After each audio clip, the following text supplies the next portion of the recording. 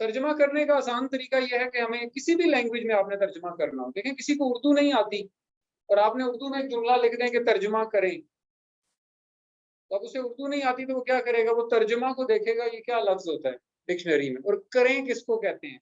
अगर उसे इन दो लफ्जों की समझ आ गई है और ग्रामर के ये कौन सा जुमला है, ये फेले हाल है, माजी है, मुस्तकबिल है, दो चीजें, तो आप तर्जमा करें का मतलब इंग्लिश में कर सकते हैं कि डू ट्रांसलेशन, ठीक है। तो आपको लफ्जों की पहचान होनी चाहिए। अरबी में लफ्जों की जो पहचान है वो मेरे हिसाब से आप लोगों को अच्छी खासी हो चुकी हुई है अब तक, यानी इस्म की जितनी अकसाम है उनके ऊपर किस किस तरह के आराब लगाने हैं, ये सारी चीजें आपको पता है। और ये आराब जो हैं ये तो पूरी अरेबिक के अंदर आपकी जान नहीं छोड़ते, मैंने इसीलिए कहा था कि ये पक्के कर लें, ये पूरी अरेबिक पक्की कर देते हैं आप। और दूसरी चीज टेंसेस और ग्रामर उनका इस्तेमाल है जो इस्म की किस्में हैं। तो एक सादा सी हम ट्रांसलेशन से स्टार्ट करते हैं।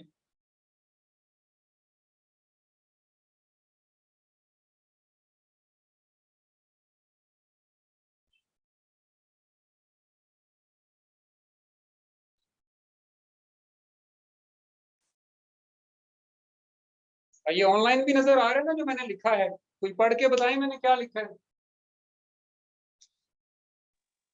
ज़ालिका जालिका लिखा है, ठीक है, बस इतना बनाना बोलेंगे। अच्छा, अब जालिका क्या होता है जी? सर दैट या वो के लिए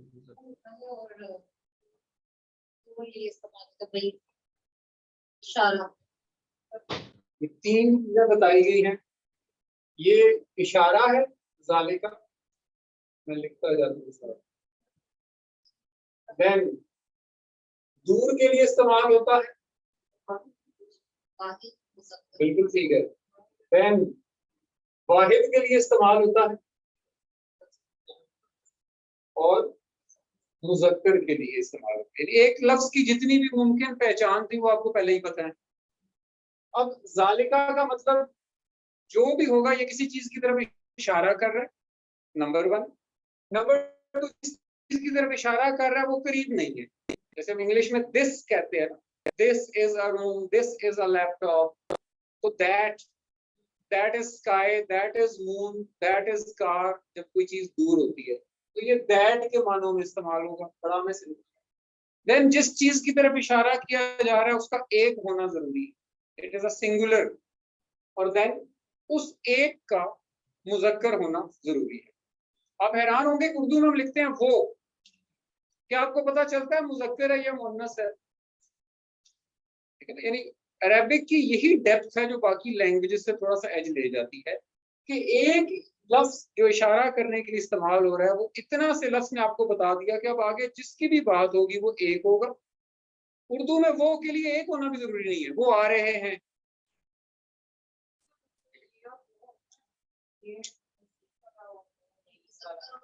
मैं कह रहा हूँ कि जमा वाहिद जमा की पहचान नहीं हो पाती वो कहने से, ठीक है। तो इस लैंग्वेज की खूबसूरती ये है कि एक लफ्ज ने आपको एब्सोल्यूट क्लैरिटी दे दी कि आगे जिसके बारे में भी बात आएगी वो इन चारों रूल्स पे पूरा उतरेगा। ये तो बिल्कुल इजी। आगे हम लिखते हैं अल किताब।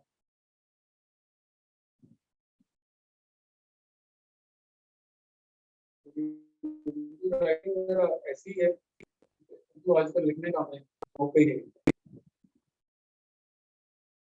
दूसरा लफ्ज है अल किताब। अब अल किताब के बारे में क्या क्या पता है बताते हैं, सब कुछ आपने बताना है, तर्जुमा तो आप मुझे करने की जरूरत ही नहीं पड़ेगी। अच्छा जी, पहली इसकी क्वालिटी हमें ये पता चली, थोड़ा हम छोटा छोटा करके अब जरा।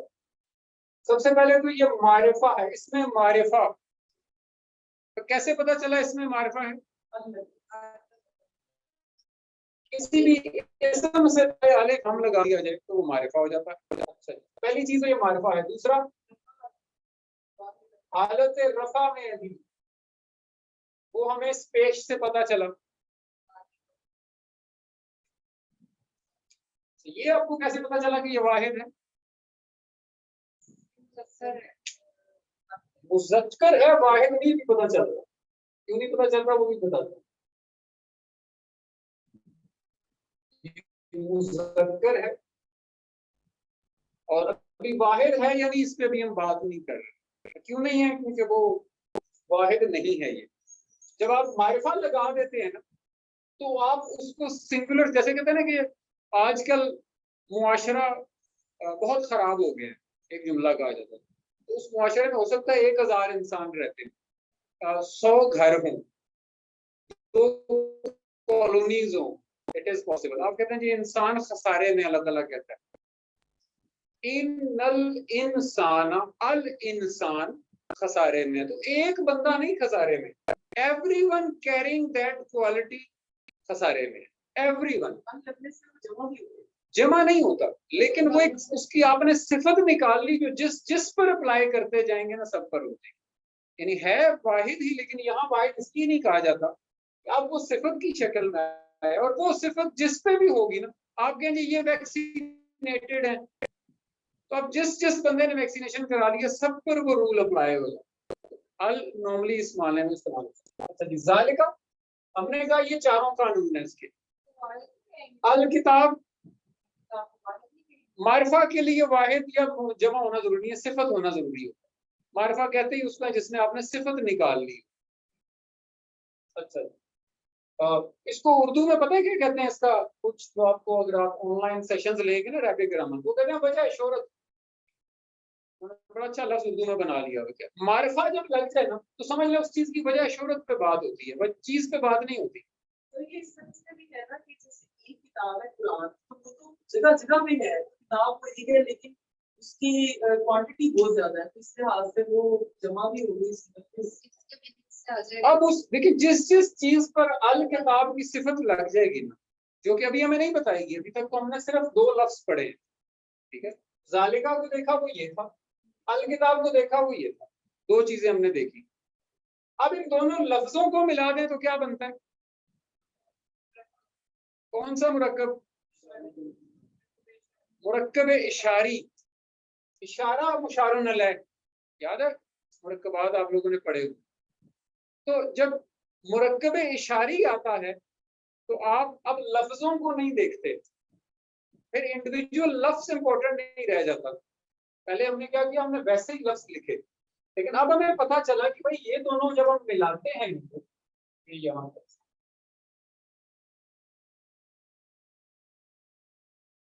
तो ये दोनों क्या है? मुरक्कब इशारी है। इसका मतलब है कि मुरक्कब इशारी के जितने रूल्स है ना, वो अप्लाई हो रहे हैं। मुरक्कब इशारी के जितने रूल्स हैं वो अप्लाई हो रहे हैं। उसकी वजह क्या है? उसकी वजह ये पेश का साइन भी है। ये आगे थोड़ी सी एडवांस ग्रामर में बताऊंगा कि मुरक्कब इशारी एज अ मुब्तदा भी आता है, खबर भी आ सकता है। तो जब वो मुब्तदा आएगा तो किस हालत में होगा, और खबर आएगा तो किस हालत में होगा, ये हम बाद में देखेंगे। पर अभी तक हम यहाँ तक पहुंचे हैं कि एक लफ्ज था, उसको देखा, दूसरे लफ्ज को देखा, और फिर हमने देखा इन दोनों को मिलाने से तो एक मुरक्कब बन गया। तो ज़ालिक किताब, अब वो anything which is on the distance, उसकी बात हो रही है। वो क्या है? उसमें कोई किताब के खास कवानीन है, किताब नहीं है, उसकी कोई खास सिफत है जो किताब में से निकाली गई। अब किताब के अंदर होता क्या है? किसी ना किसी इल्म के बारे में वो कोई ना कोई आइडियोलॉजी पेश करती है। आप इस्लामियात की किताब उठा लें तो इस्लाम के बेसिक कवानीन उसमें लिखे होंगे 5वीं जमात में। आप मुआशरती उलूम की किताब उठाते हैं तो उसके अंदर बायोलॉजी नहीं लिखी जा सकती, उसके अंदर मुआशरे के उलूम लिखे होंगे, ठीक है। तो ये अब कहा इस 2 लफ्जों में क्या कहा कि तो वो जो भी कवानीन है, अभी तक इस जुमले का क्या मतलब? वो जो भी कवानीन है या जो भी किताब से निकाली गई चीजें हैं, फर्ज कर, वो क्या करती हैं?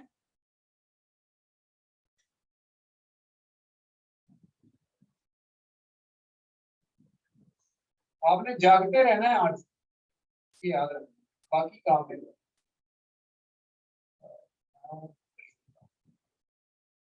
बल्कि अगला स्टेप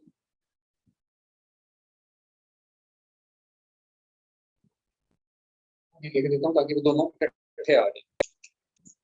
अब अगला लफ्ज क्या आया जी? ला। व्हाट इज ला? इसके बारे में मैंने कुछ और भी बताया।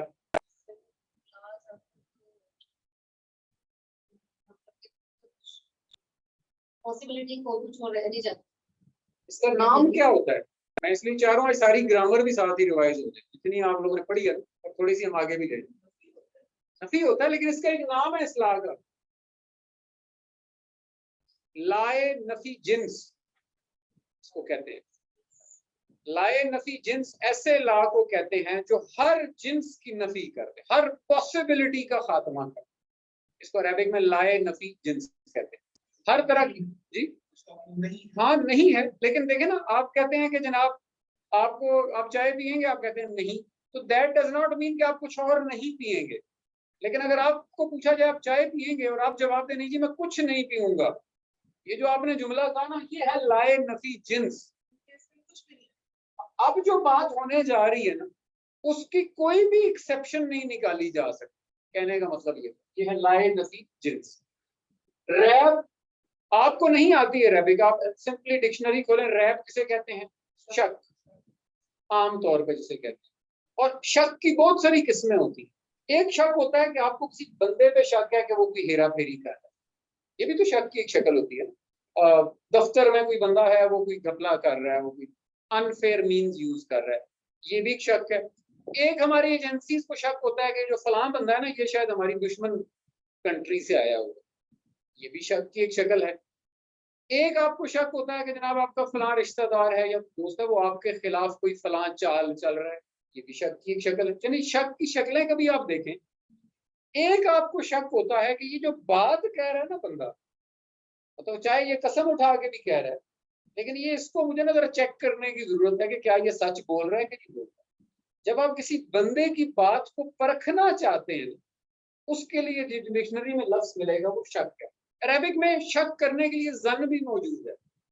ये नहीं कहा कि ला जन्ना फी है, कहा जा सकता है, लेकिन जन मेरे गुमान से लिंक करता है और मेरे जाती गुमान से। लेकिन गुमान तो मैं करूंगा ना। शक क्या है? एक बंदे ने गिनती लिखी 1 से 10 तक और उसमें 9 नहीं था, आप कहें जी मुझे तो शक है ये गिनती ठीक नहीं।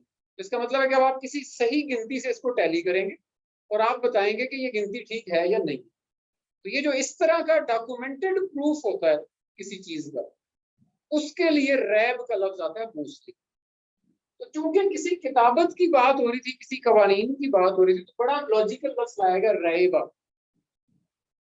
और फी का क्या मतलब होता है? फी अलग लफ्ज है, ही अलग लफ्ज है, याद है ना? फी का मतलब क्या होता है? ये था लाभ नफी जिन्स, रैब, शक, फी। ये आप समझे, सिर्फ ये लिखा हुआ है फी ही में एक आम सा लफ्ज। फी का मतलब तो में है, इस नहीं, ठीक है ना? इस तो वो जुमले की वजह से निकलेगा ना। और ही इस, अब वो इस आया, ये जो जमीर है ही की, ये बता रही है कि इस में। अब आपने 4 लफ्ज पढ़े, 5 लफ्ज पढ़े, हमने कहा कि जालिका वो अल किताब है। अब इसका तर्जुमा क्या करना है देखते हैं। पहली बात तो ये है कि यहाँ पे कहीं से भी ना क्योंकि देखिए ये किताबी शक्ल में तो हमने हाथ में पकड़ी ना, थोड़ी देर के लिए गौर करें, आज तो एक बुक है, हम कहते हैं इसमें कोई शक नहीं है। No, prophet was first time telling this आयत टू द पीपल। तो वो कह ही नहीं सकते कि ये जो है ना मेरे पास, ये जो मैं किताब लाया हूं, इसमें कोई शक नहीं। ठीक हो गया? पॉइंट नोट करें। उन्होंने क्या कहा? वो कवानीन, वो अल्लाह ताला की किताब के मुताल्लिक जो बातें उसने बताई हैं, उनमें कोई शक नहीं है। अच्छा थोड़ी देर के लिए सोचे, आप एक बंदे पे यकीन नहीं करते, तो फिर उसके इस जुमले पे कैसे यकीन करेंगे कि उसकी इस बात में कोई शक नहीं? सादा सी बात है ना। लेकिन मुझ पे आपको यकीन, मैं एक प्रोडक्ट सेल करने आया हूँ, आप मुझ पे यकीन नहीं करते, ठीक है? अब मैं ये जुमला कहूं कि जनाब मैं जो बात कह रहा हूं ना, इसमें कोई शक नहीं है,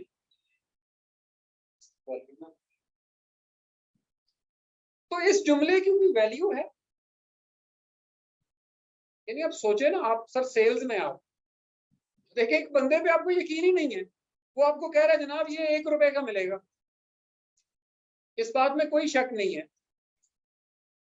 तो अब लोगों ने कवानीन देखने, समझने, परखने, उनको चेक करना, अमल करना, वो सारा कुछ भी होना बाकी है। मैं स्टार्ट ही कहाँ से ले रहा हूँ जनाब? अव्वल तो हमारे यहाँ तर्जुमे में लिख दिया जाता है ये अल्लाह की किताब है। अरे भाई वेयर इज अल्लाह? अल्लाह को नहीं पता उसने अल्लाह कहाँ लिखना है? आप उससे ज्यादा सियाने हैं। तो वो किताबुल्लाह लिख देता तो मसला है। अरबिक में लिखा जाता है, कुरान के अंदर कितनी दफा लिखा हुआ है? नो, यहाँ किताबुल्लाह की बात नहीं की जा रही, कहीं नहीं की जा रही। यहाँ कहा गया कि भाई वो जो भी किताब, अल किताब यदि इसको रहने देते हैं, तो ये जो भी चीज है ना अल किताब, इसमें कोई शक नहीं है। भाई हाउ इज इट पॉसिबल कि आप बात का आगाज यहाँ से करें? इसमें कोई शक नहीं है। मुझे ये आप कहें जी इस मार्कर से ना 3 रंग से लिखा जा सकता है, इसमें कोई शक वाली बात नहीं है, आप मानेंगे? आप कह रहे हैं इसका ढक्कन, नॉर्मली हमारे यहाँ जिस कलर का ये ढक्कन होता है ना उस कलर की राइटिंग होती है ये, तो आप नहीं मानेंगे ना। तो अब मैं कहूँ इस बात में कोई शक नहीं है, तो आप फिर भी नहीं मानेंगे। यानी मेरे इस जुमले का कोई फायदा नहीं है। क्यों? क्योंकि आपका इल्म, आपका तजर्बा, आपकी आंखें आपको बता रही हैं कि दिस इज ब्लैक मार्कर।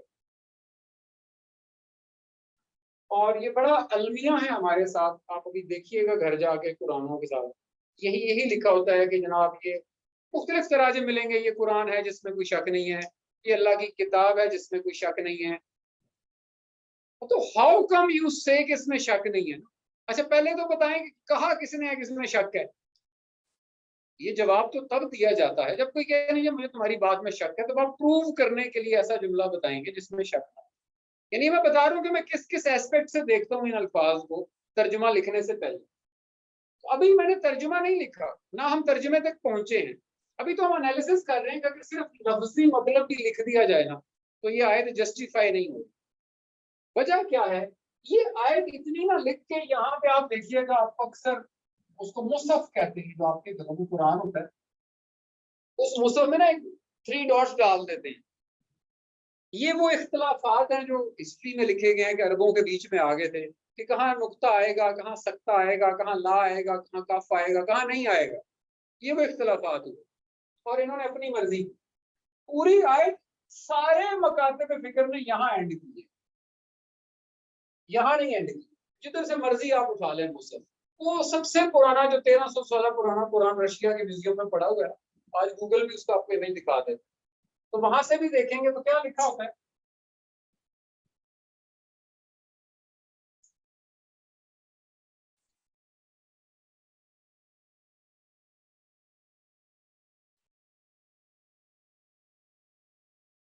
बस वो ज़ेरें ज़बरें थोड़ी इग्नोर भी हो जाए तो आप लोगों को सबको ये आयत पता है। अब अल्लाह ताला ने पहला जुमला क्या बोला जी? ज़ालिकल किताबु ला रैब फीहि हुदल लिल मुत्तकीन। अब हुदा किसको कहते हैं जी? उर्दू में तो हमने हदायत कह दी ना, लेकिन खाली हदायत कहने से भी ये लफ्ज अभी हदायत तो इनफैक्ट अरेबिक वर्ड की एक ट्रांसफॉर्मेशन है। हदा, हदिया अरेबिक वर्ड था, हमने उसको उर्दू में हदायत लिख दिया था। मतलब क्या होगा हदायत? सिर्फ हदायत के बारे में देखिए, लफ्जों को अलग से सोचा करें, असूल याद रखें। अब आप लोगों ने मुझसे मेरा तरीका पूछा ना तो मैं वही बताऊंगा। हदायत हम कहते हैं कि ये बंदा हदायत पर है, फर्ज करें, तो अब इसका मतलब क्या होगा? सिर्फ इस लफ्ज पे गौर करें, व्हाट इज हदायत? अमल कर रहा है। जो उसको पैरामीटर्स बताए हैं उसको उसने समझा, उसी के अकॉर्डिंग बन रहा है। कवानीन पे चलने वाला। चले कवानीन पे चलने वाला हदायत कहलाता है, यूज कर रहा हूं। हम इसका लफ्जी मतलब हदायत ही लिखते हैं। इसका अगर मैं एक और मतलब लिखूं, मैं सिर्फ आपको बताता हूं कि मैं कैसे कैसे लफ्जों को देखता हूं।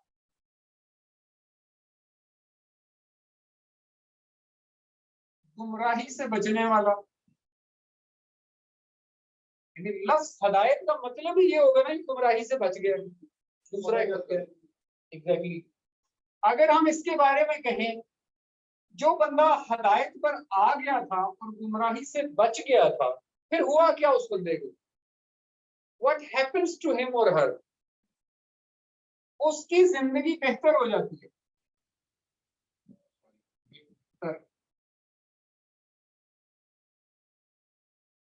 वो बेहतर जिंदगी गुजार रहा है। क्यों? क्योंकि भाई वो उसको समझ आ गई थी ये काम करने हैं, ये काम नहीं करने। तो अगर ये जिंदगी बेहतर नहीं कर रही हिदायत फर्ज करें, तो फिर ये कैसी हिदायत हुई? देखिए गवर्नमेंट आपको हिदायत देती है ना, क्या देती है? आपने इतनी इनकम कमाई है, उसमें इतना इतना टैक्स दे दें तो आप हमारे फाइलर हैं। ऐसा ही है। उधर हमारे यहाँ तो फिर थोड़ा भी, चूंकि हम ग्रोइंग स्टेज पे हैं, बाहर जब आप प्रॉपरली टैक्स फाइल करते हैं तो उसके अगेंस्ट आपको बेनिफिट्स दिए जाते हैं। Now what are those benefit जो आपकी जिंदगी बेहतर करते हैं? मेडिकल, एजुकेशन, इंश्योरेंस, सारी चीजों। तो मेडिकल, एजुकेशन और इंश्योरेंस करती क्या है? लाइफ बेहतर करती, जिंदगी में आसानियां पैदा करती। किसकी जिंदगी में आसानियां पैदा करती हैं? लिल मुत्तकीन। ये लाम पढ़ा था, याद है? लिल, जब आप जोर देते हैं कि इस तो स्पेसिफिकली आगे आने वाले इसम के लिए, तो हमने कहा लिल मुत्तकीन। और तकवा की क्या तारीफ मिलती है जी? कवानीन तोड़ने से बचना। डरना थोड़ा सा मौलवी ने डरा डरा के ना हमें बहुत ही डरपोक कर। कवानीन तोड़ने से बचना, तकवा। वो पुराने अरबों में जब प्री कुरानिक अरबिक के अंदर लिखा गया कि जब वो फसलों के बीच में चलते थे ना, तो वो जो छोटी सी पगडंडी होती है जिसपे आप चलते हैं, वो कहते हैं जो ना राइट गिरे ना लेफ्ट गिरे वो तकवा पे होता। कुरान नहीं, उनके जेनेरिक टर्म थी, देहाती लैंग्वेज के अंदर लफ्ज बोला जाता था। बच्चे कहते थे तकवा से जाना, यानी बगैर गिरे हुए जाना। इर्द गिर्द कीचड़ होता था ना, बीच में पगडंडी होती थी, तो उस पगडंडी पे चलने वाले को मुत्तकी कहा जाता था अरबिक। अल्लाह ताला ने वही टर्मिनोलॉजी उठा के इस लैंग्वेज इस कुरान के अंदर डाली है, जो अरब वेल अवेयर थे, उसकी एग्जैक्ट सेंस समझ जाते थे कि क्या। तो अब जो राइट लेफ्ट हुए बगैर बच जाते थे वो होते हैं मुत्तकी। और वो मुत्तकी कैसे हुए? क्योंकि उन्होंने हदायत को समझा, गुमराही से बच गए और उनकी लाइफस्टाइल बेहतर हो गया। ऐसे ही है। तो अभी हमने सिर्फ लफ्जों को देखा, अब आप कभी इसकी ट्रांसलेशन करें ना, तो आप कहते हैं कि वो कवानीन जो लोगों को ऐसे लाया अमल सिखा दें जिसके उनकी जिंदगियां बेहतर हो जाए, उन पे किसी को कोई शक नहीं होता। यानी कवानीन बताएं कि ये कवानीन है, आप इन पे अमल कर लें और आपकी लाइफ बेहतर ना हो, ये पॉसिबल ही नहीं है। ये दावा किया जा रहा है। दावा क्या है? देखिए अमेरिकन, आप आज अमेरिकन सिटीजनशिप लें, वो आपको पूरा पलंदा पकड़ा देंगे 50 पेजेस का कि भाई आप इस पे अमल करेंगे, आपको जितनी कमिटमेंट्स हमने की हुई है सारी पूरी हुई, you will be a well civilised discipline citizen. वो कैसे आप वेल सिविलाइज्ड डिसिप्लिन सिटीजन कहलाए? क्योंकि आपने कोई कानून ही नहीं तोड़ा। कानून क्यों नहीं तोड़ा?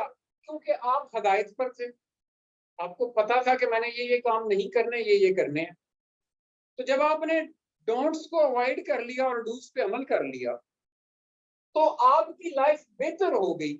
तो कोई दावे से कह सकता है कि भाई जो इन पर अमल करेगा ना, इस बात में तो शक है ही नहीं कि उसकी लाइफ बेहतर नहीं होगी। It's impossible. मैं कहूं ये मार्कर लिखेगा ही लिखेगा, इसमें कोई शक नहीं। तो आप कहेंगे जरा मुझे पकड़ाए ना, आप क्या करेंगे? एक लाइन लगाएंगे, प्रैक्टिकली प्रूफ देखेंगे ना कि वाकई अगर आपने कहा तो हाँ अब हम मानते हैं कि वाकई ये लिखेगा। अब दुनिया में कोई बंदा आज तक ये काम कर ही ना सका हो, तो आप जितना मर्जी कहते रहे कि इसमें कोई शक नहीं है, you have to give a practical proof. ऐसा ही है कि भाई आप ये कवानीन पे अमल करें, आपकी लाइफ बेहतर नहीं होगी, पॉसिबल ही नहीं है। ये इतना बड़ा दावा एक बंदे ने स्टेज पे खड़े होकर लोगों के सामने कर दिया कि भाई ये जो कवानीन आए हैं आप इन पर अमल करें, आपकी लाइफ, आपका सिस्टम बेहतर ना हो जाए, इट्स इम्पॉसिबल। यहां से उसने अपने चैलेंज का आगाज किया। इसीलिए उसने कहा था कि वो बातें जो अब मैं तुम्हें बताने लगा हूं, वो बातें, वो जब तुम उस पर अमल करोगे तो इस बात में 1% शक नहीं है कि तुम्हारी जिंदगी इंप्रूव हो जाए। यहां से उन्होंने गुफ्तगू का आगाज किया। वो समहाउ ये अल्लाह की किताब है, उधर ही पट्टा बैठ जाता है इसके। क्यों? क्योंकि आप आज भी सोचे ना कि आज एक गैर मुस्लिम है, कोई यहूदी है, सिख है, ईसाई है, जो सो कॉल्ड, जिनको हम नॉन मुस्लिम कहते हैं, उसे आप ये किताब देते हैं और पहला जुमला वो क्या पढ़ता है? वो शुरू में तो हमने सारी दुआ डाल दी, अब यहाँ से बात शुरू की है ना कि ये अल्लाह की किताब है, किसमें कोई शक नहीं है। तो वो क्या भाई, मुझे क्या पता तुम्हारा अल्लाह कौन है? और वो एक सिंपल सवाल पूछेगा कि वेयर इज अल्लाह। वो लफ्ज जो कुरान में ओवर 1000 टाइम्स आया हुआ है, वो इधर नहीं मुझे नजर आ रहा।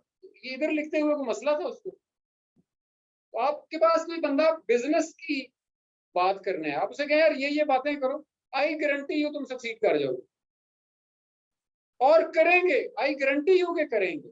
आप किसी घाघ बिजनेसमैन के पास बैठे, बड़ी सिंपल सी बात है, हम मेरा इंफॉर्मेशन टेक्नोलॉजी है, मुझे आप एक बच्चा पकड़ा दें, मैं उसे कहूंगा ऐसे ऐसे कोडिंग करो, जैसे ही इंटर प्रेस करोगे सॉफ्टवेयर एग्जीक्यूट हो जाएगा। क्यों? प्रैक्टिकल प्रूफ मौजूद है ना। तो ये इस पैराए में बात हो रही थी कि भाई वो बातें जो मैं तुमसे करने लगा हूं, ये 100% प्रूवन है कि जब तुम उस पर अमल करोगे तुम्हारी जिंदगियां बेहतर होगी। ये अभी तमहीद बांधी गई, ये अभी कोई अल्लाह की किताब ये वो उसमें कोई शक नहीं है। देखिए आप यहाँ तक पढ़े फी है तक आम तर्जुमा, ये अल्लाह की किताब है जिसमें कोई शक नहीं है। अच्छा, मुसलमानों को तो टके का फर्क नहीं पड़ता है इस जुमले से, और गैर मुस्लिम को भी टके का फर्क नहीं पड़ता है इस जुमले से। क्यों? लेकिन अब उसे लेना देना ही कुछ नहीं। सबसे पहले आपने उसको अल्लाह सेल कर दिया होगा, फिर उसने आपको मुसलमान सेल कर दिया, तो उसे इन दोनों चीजों से चिढ़ है। तो आप इधर 5 दफा भी लिख देंगे ना, उसे कोई फर्क नहीं पड़ता। आप कह रहे हैं कि भाई वो बातें जो अब मैं करने लगा हूं, इनमें तो गारंटीड है कि तुम्हारी लाइफ बेहतर कर। ये पंचिंग स्टेटमेंट होती है ऑडियंस की तवज्जो अपनी तरफ मरबूत करने के लिए। पहले 10 सेकंड में ये स्टेटमेंट बोलनी होती है, फिर ऑडियंस आपको सुनती है। क्लियर है? इसका उर्दू तर्जुमा आपने क्या करना है खुद देखिएगा, लेकिन मैंने आपको सिर्फ बताया कि तर्जुमा करना कैसे होगा। समझ आ रही है सबको? तो आम एक उर्दू अगर हम बनाने की कोशिश करें, हालांकि अभी बात तो शुरू ही नहीं ना, इसलिए भी मैं उर्दू नहीं बना रहा। क्यों भाई? वो इसको हम इस तरह लेते हैं, जो कवानीन इंसानी जिंदगियों में बेहतरी ले आते हैं उन पे कौन शक कर सकता है? तो मैं तो सिर्फ उर्दू में बयान करने की कोशिश कर रहा हूं। भाई एक चीज मैंने आपको दी, आपने प्रैक्टिकल करके देख लिया, अब इसमें क्या शक की बात रहेगी? वो फ्रिज बना ना नया, तो लोगों को बताया गया कि जिसने बनाया था उसने कहा इसमें बर्फ जमा दूंगा। उसने कहा ये मजाक कर रहा है, बर्फ कैसे जमा दूं, तो पहाड़ों पे होती है। आज हम सब अपने घरों में बर्फ जमा रहे हैं ना, सीइंग इज बिलीविंग, तो यू डू इट। तो आज आप कह सकते हैं कि भाई इस बात पे गारंटी है कि फ्रिज बर्फ जमाता है, क्योंकि ये एक ऐसी चीज है जिसको आपने प्रैक्टिकल करके देख लिया हुआ। हमने तो हर बचपन से देखा ना, इसलिए हमें उसकी सिग्निफिकेंस नहीं पता चलती। लेकिन जब पहली दफा दिया गया होगा तो यही परेशानी थी। तो ये कानून अब पहली दफा पेश किए जाने लगे थे उनके आगे। उन्हें कहा गया भाई ये तुम्हारी जिंदगी में बेहतरी ला कर छोड़ेंगे, आई गारंटी। कैसे? क्योंकि इससे पहले भी जितनी दफा इस कवानीन पे अमल किया गया यही बेहतरियां आती हैं। तो ये तमहीद है किसी भी गुफ्तगू को इम्पोर्टेंट बनाने की। और ये जो ला रैब है ना, ये किताब में नहीं है, ये हुदल्लिल मुत्तकीन की तरफ है कि भाई इनकी लाइफ बेहतर ना हो, इसमें कोई शक नहीं, इट्स नॉट पॉसिबल। कानून इटसेल्फ कोई हैसियत नहीं रखता अगर जब तक वो इंसानी जिंदगी में बेहतरी ना ले आए। आपको पता है एक दौर में जब गाड़ियां नई नई बननी शुरू हुई 1950s में, थोड़ी सस्ती होना शुरू हुई सेकेंड वर्ल्ड वॉर के बाद, तो गाड़ी के अंदर ना एक रेडियो सिर्फ होता, रेडियो लगाया। इस पे बहस शुरू होगी कि भाई रेडियो तो इंसान की तवज्जो मरकूज कर लेगा अपनी तरफ, उस पर कुछ चल रहा होगा म्यूजिक या कोई तकरीर, तो आप सुनना शुरू कर देंगे। इसके खिलाफ फिर तहरीकें बनी कि रेडियो इज इलीगल। फिर इसके हक वाले भी बने कि नहीं यार लंबी ड्राइव है, आपने करना है, आप सो जाएंगे, आप अकेले चला रहे हैं। तो आप देखें एक दफा कानून बनाया गया तो उसके कुछ आफ्टर इफेक्ट निकल आए। फिर उसके उल्ट कानून बनाया गया, तो जो लॉन्ग ड्राइव वाले थे, ट्रक ड्राइवर, उन्होंने कहा भाई हम क्या 6-6 दिन सफर करते हैं, तो हमारे पास कुछ तो होना चाहिए ना। तो साइकोलॉजिस्ट बैठे, उन्होंने सोचा कि दोनों की बातें ठीक है। So there has to be a system, if you want to use it you use it, if you don't want to use it you don't use it. तो रेडियो के अंदर ऑन ऑफ का बटन दिया गया, पहले नहीं होता था, गाड़ी ऑन होती थी रेडियो चल पड़ता था। यानी हम तो बड़ी मॉडर्न फॉर्म देख रहे हैं ना, हम तो आज टच सिस्टम पे हैं। तो आप देखें कि कानून बना तो उसके आफ्टर इफेक्ट्स आए, फिर कानून बना, फिर आफ्टर इफेक्ट्स आए, चलते चलते चलते एक मैच्योर फॉर्म सामने आई। तो आज उस मैच्योर फॉर्म पे आप गारंटी दे सकते हैं। भाई गाड़ी में उन्होंने सारी चीजें लगाई हुई है ना। देखिए सनरूफ होती है तो आप गाड़ी चलाते हुए ऊपर तो नहीं ना निकल जाते। सनरूफ होने का ये मतलब नहीं है कि ड्राइवर ने उसे यूज भी करना है, पीछे डिग्गी भी तो है, खाली पड़ी हुई है, तो क्या करेंगे, जबरदस्ती भर लेंगे? नो वे। तुमने बताया this is one of the feature, इसको समझें। तो कवानीन पर अमल करने से लाइफ बेहतर होगी, इस बात पे कोई शक नहीं है। इट्स सिर्फ कवानीन में कोई शक नहीं है।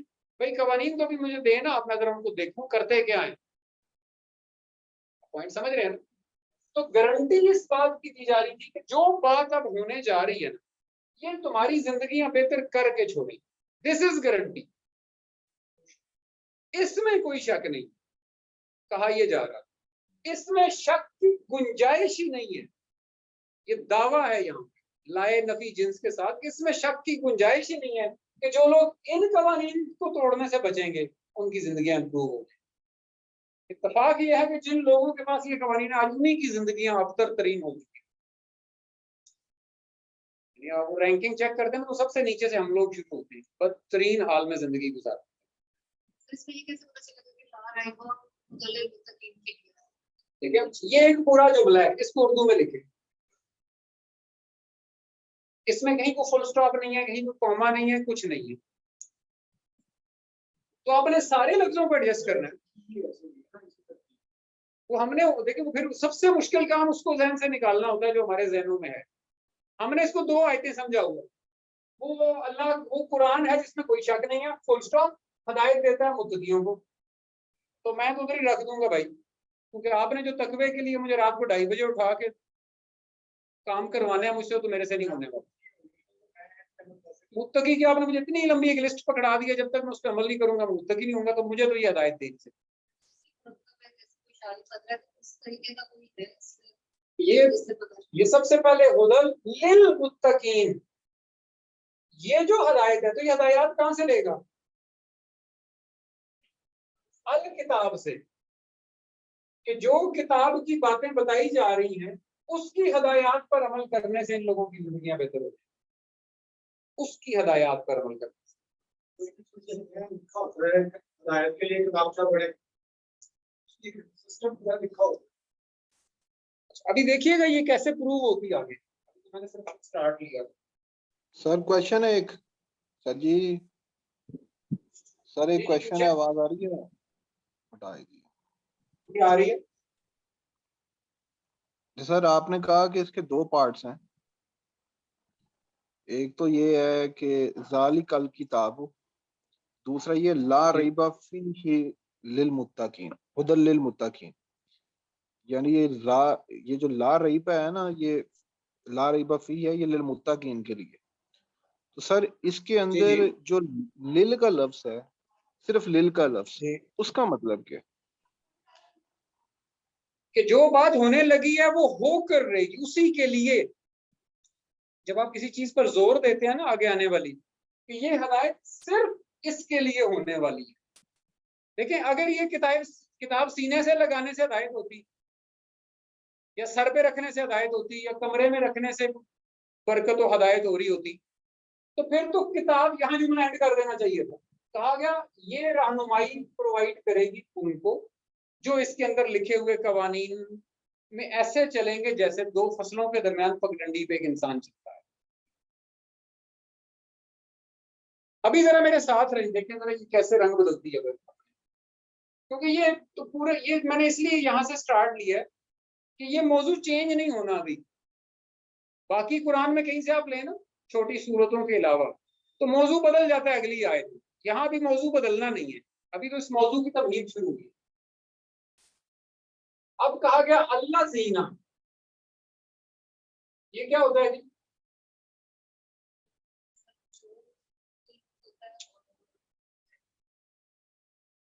जो जोड़ने के लिए इस्तेमाल, अल्लाह जी से व्हाट इज अल्लाह जी बताएं। चलो, जो तो हो गया, इसका मतलब इसका मुझे ग्रामेटिकली बताएं, ये क्या क्या है? व्हाट इज अल्लाह जी? इशारा है। जोड़ने के लिए इस्तेमाल होते हैं कंजक्शन वर्ड।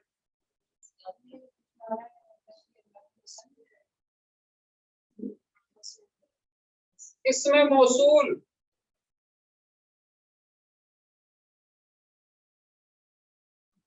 जमा इसमें मौसूल, अल्लाजी वाहिद इसमें मौसूल है, अल्लाजीना जमा इसमें मौसूल।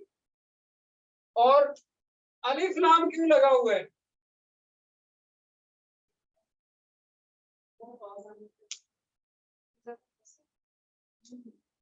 चेक करें।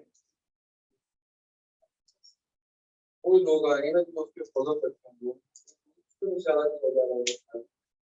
खास वो लोग हैं। ये इशारे की अच्छा चले मैं लिखता हूँ कि इशारा। देखिए दुनिया में जितने भी इशारे हैं ना, दुनिया में किसी भी लैंग्वेज में वो मारिफा होते हैं। इस कमरे में 2 पंखे हैं, मैं कहूँ ये पंखा जो है ना, तो अब पूरी दुनिया के पंखे साइड पर हो गए, अब सिर्फ इस एक पंखे की बात हो रही। तो जब किसी एक खास की बात हो रही हो तो मारिफा होता है। अल्लाह जीना वो लोग, वो गायब का सीगा, जीना जमा, वो सब लोग। ठीक हो गया। कौन सब लोग अभी हमें नहीं पता, सिर्फ लफ्ज को देख रहे हैं। अल्लाह जीना वो लोग, अल्लाह जी वो एक बंदा, अल्लाह जीना वो सब। अच्छा अल्लाह जीना अरबिक के अंदर मुज़क्कर और मुअन्नस के मजमूए के लिए इस्तेमाल होता है, याद रखिए। यानी जहां मर्द, जैसे इस क्लास में मर्द औरत इकट्ठे बैठे हैं ना, तो अल्लाह जीना कहा नहीं जा सकता क्योंकि आप तो सामने है ना। जी अल्लाह जीना। अभी अल्लाह जीन कौन है?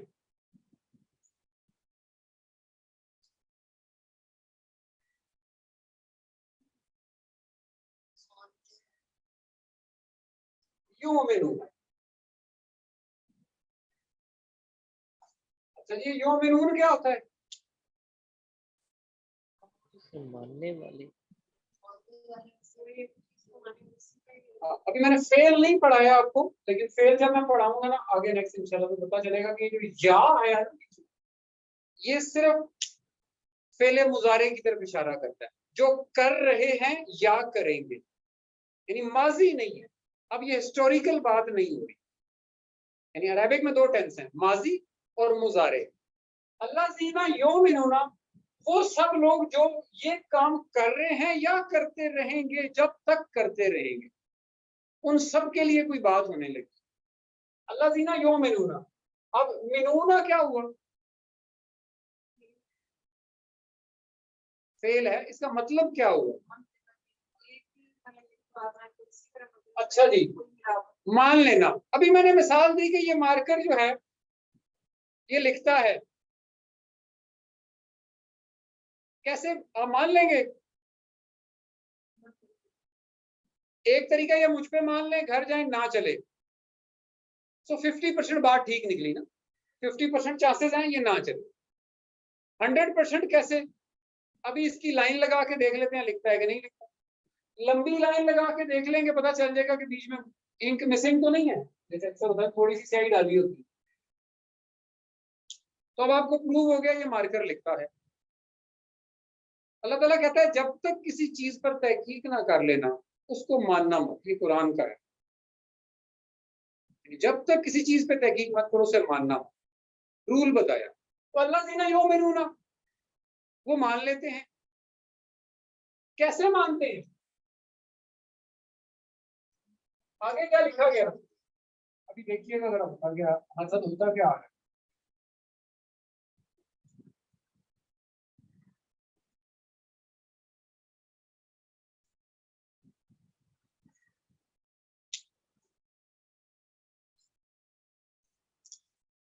अब योमिनून किसका करना है? बिल गैब का। गैब क्या होता है? अल्लाह की जात, जन्नत, दोज़ख, फरिश्ते, जिन, और क्या था? यही है, अज़ाबे कब्र।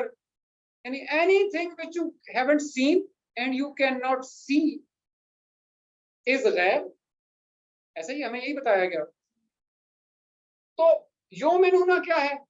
जब तक किसी चीज को देख समझ परख ना लो, मानना मत। तो कहा ये जा रहा था कि वो लोग जो मान लेते हैं, जो ना नजर आएंगी, ना देखेंगी, ना समझी जाएंगी, ना परखी जाएंगी, यानी someone is asking you to be nonsense। देखिए यौमिनून की डेफिनेशन अल्लाह ने क्या की हुई है कुरान में कि भाई जिस चीज का तुम्हें हकीकी इल्म ना आ जाए तुम उसको कभी मत मानो। और अब मुझे गैब का तर्जुमा क्या कर दिया जाता है? अच्छा, लफ्जी मतलब होता है छुपा हुआ, तो पर्दा नहीं होता। आप चाहे खाने को ढांप दें, ये भी गैब है। अल गैब कोई खास छुपी हुई बात है। तो अगर मैंने मानना है तो फिर तो मुझे इसको खोलना पड़ेगा। पर्दा हटा के आप एक बर्तन के ऊपर कहें जनाब इसके नीचे जाफरान की बनी हुई चाय है, तो अब आप उठाएंगे, सूंघेंगे, टेस्ट करेंगे, चेक करेंगे, गारंटी दे हाँ जी बिल्कुल है।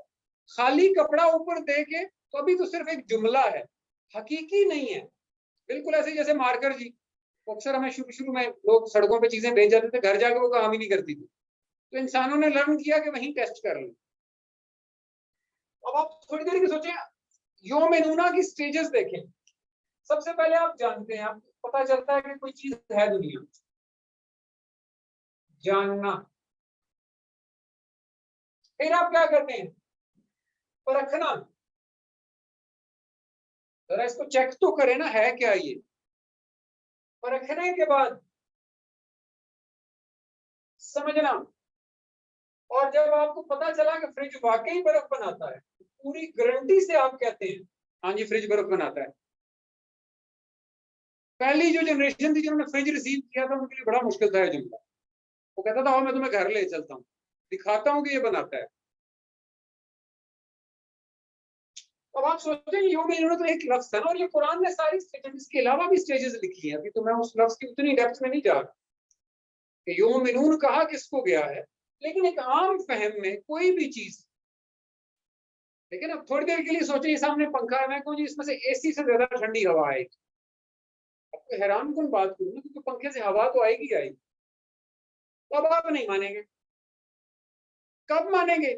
जब आप खुद इसे ऑन करके देखेंगे और ठंडी हवा आ जाएगी आपकी कहानी, ये बात अब सच्ची है। तो अब अल्लाह ताला जो भी बात करने लगा है ना, वो जानने, परखने, समझने के बाद मानने की स्टेज पर आए। मिल गए छुपी हुई, और छुपी हुई की हमें क्या तारीफें बता दी गई, वही जो हजरत मूसा के बाद होनी ने अपने फॉलोअर्स को बताई थी, ईसा के बाद यूहन्ना ने अपने फॉलोअर्स को बताई। क्या? जन्नत, दोजख, कब्र के अंदर जो होना है, वो फरिश्ते रोज उतरते हैं जनाब, उनके पर ऐसे मारते हैं तो बादल उधर चले जाते हैं, उधर से दूसरा फरिश्ता सारा दिन बैठ के ना वो स्नूकर खेल रहे होते हैं ऊपर आसमान में। ये सारी चीजें तो यौमिनून बिल गैब, तुम मान लो उन चीजों को जिनको ना देख सकते हो, ना समझ सकते हो, ना कुछ भी नहीं कर सकते हो ना तुम उनके बारे में, उनको मान लो। ये सिखाया गया। यौमिनून बिल गैब, अगर मुझे आप इजाजत दें, ये सब कुछ कहाँ होता है पता है? इसका गोरों ने एक नाम रख दिया, research and development of all the unknown things. जो अभी तक दुनिया में एक्सप्लोर नहीं हुआ, एक्सप्लोर इट, डू इट। उनको जानो वो क्या है, उनको टेस्ट करो, उनसे कोई नतीजा निकालो, एक प्रोडक्ट बना के लोगों के हाथों में पकड़ा कि भाई ये वो मोबाइल फोन है जिसपे आप आज बैठ के अमेरिका में वीडियो कॉल कर सकते हैं। हम तो वो जनरेशन है ना जो ये बात देख चुकी हुई है कि हमें बचपन में जब ये बातें बताते थे हम कहते थे ये कैसे होगा भाई। फिल्मों में थोड़ी बहुत हमने देखी तो हमें लगा कि अच्छा ये तो फिल्में हैं। फिर वही गाड़ियां जो हमारे रिमोट पे चल के हमारे पास आ जाती हैं, वो हमने अपनी जिंदगियों में देखी।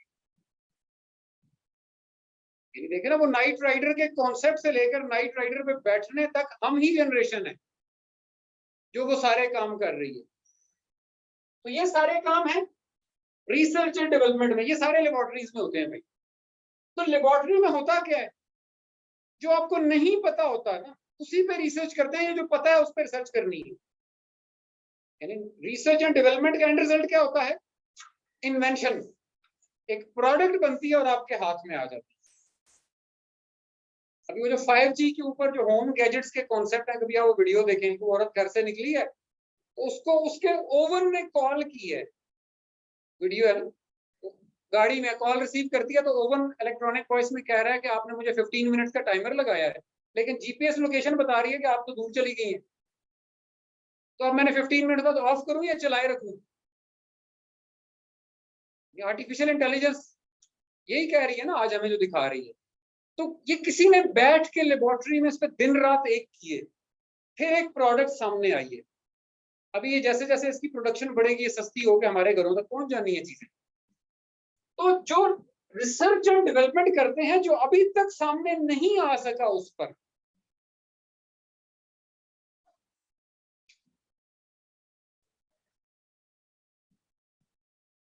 हिडन, अनएक्सप्लोर्ड, अनएक्सप्लोर्ड मान लेने से ऊपर की कोई भी चीज हो सकती है।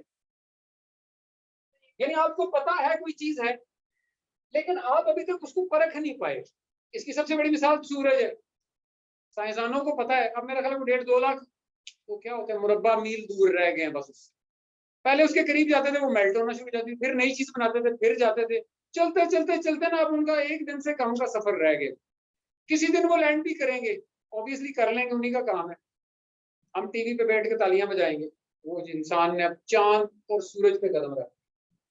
तो चाहे वो भी जान रहे हैं, चाहे परख रहे हैं, चाहे समझ रहे हैं, लेकिन जब तक वो प्रोडक्ट बन के आपके हाथ में नहीं ना आती, आप मानेंगे नहीं उसको, आपके लिए वो एजम्पशन ही होगी। तो जो जितनी छुपी हुई चीजों पे R&D करते हैं, बस सूर्या रिसर्च एंड डेवलपमेंट करते हैं, वो सब लोग जो रिसर्च एंड डेवलपमेंट कर रहे हैं, सारी चीजों पे जो भी अनएक्सप्लोर्ड पड़ी।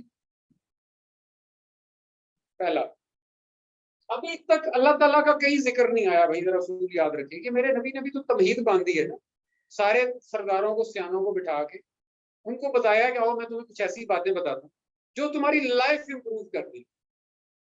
और तुम्हारी से मुराद एक ही नहीं है, तुम सबकी लाइफ इंप्रूव कर देंगे ऐसा हो।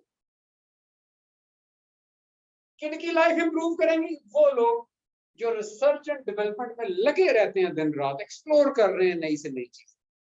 पहला काम ये करेंगे। और ये आज आप हैरान हो रहे होंगे ना डिजिटलाइजेशन, उस दौर में भी आबी बुखारात पे रिसर्च होती थी, इतने सी हाइट पे बादल बना के बारिश बरसाने वाला मौजूद था उस वक्त। तो रिसर्च एंड डेवलपमेंट कभी नहीं रुकनी। पहला काम ये कर रहे हैं। दूसरा क्या काम करते हैं? आओ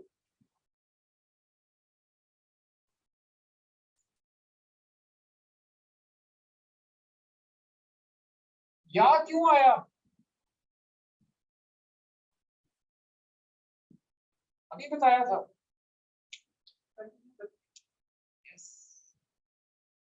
पहले मुजारे माजी नहीं है, ये पिछलों की बात ही नहीं हो रही। क्यों? क्योंकि उनको एक लाया अमल देना था ना, जो लोग सामने थे। वयुकीमून अस्सलाता,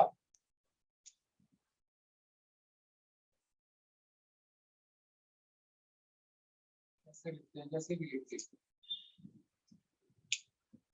पहला काम हमने देखा, वो सब लोग जो रिसर्च एंड डेवलपमेंट किए जा रहे हैं, नई से नई चीजें बनाने पे लगे हुए हैं। दूसरा, वयुकीमून अस्सलाता, इस पे हमारी पूरी बात हो चुकी हुई है इस पूरे मौजू पे, इसलिए मैं इसको सिर्फ सम अप कर देता हूं। क्या इस मुरक्कब को कैसे लिखेंगे जी? इसका तर्जुमा क्या लिखेंगे आप? जो 2 लफ्ज,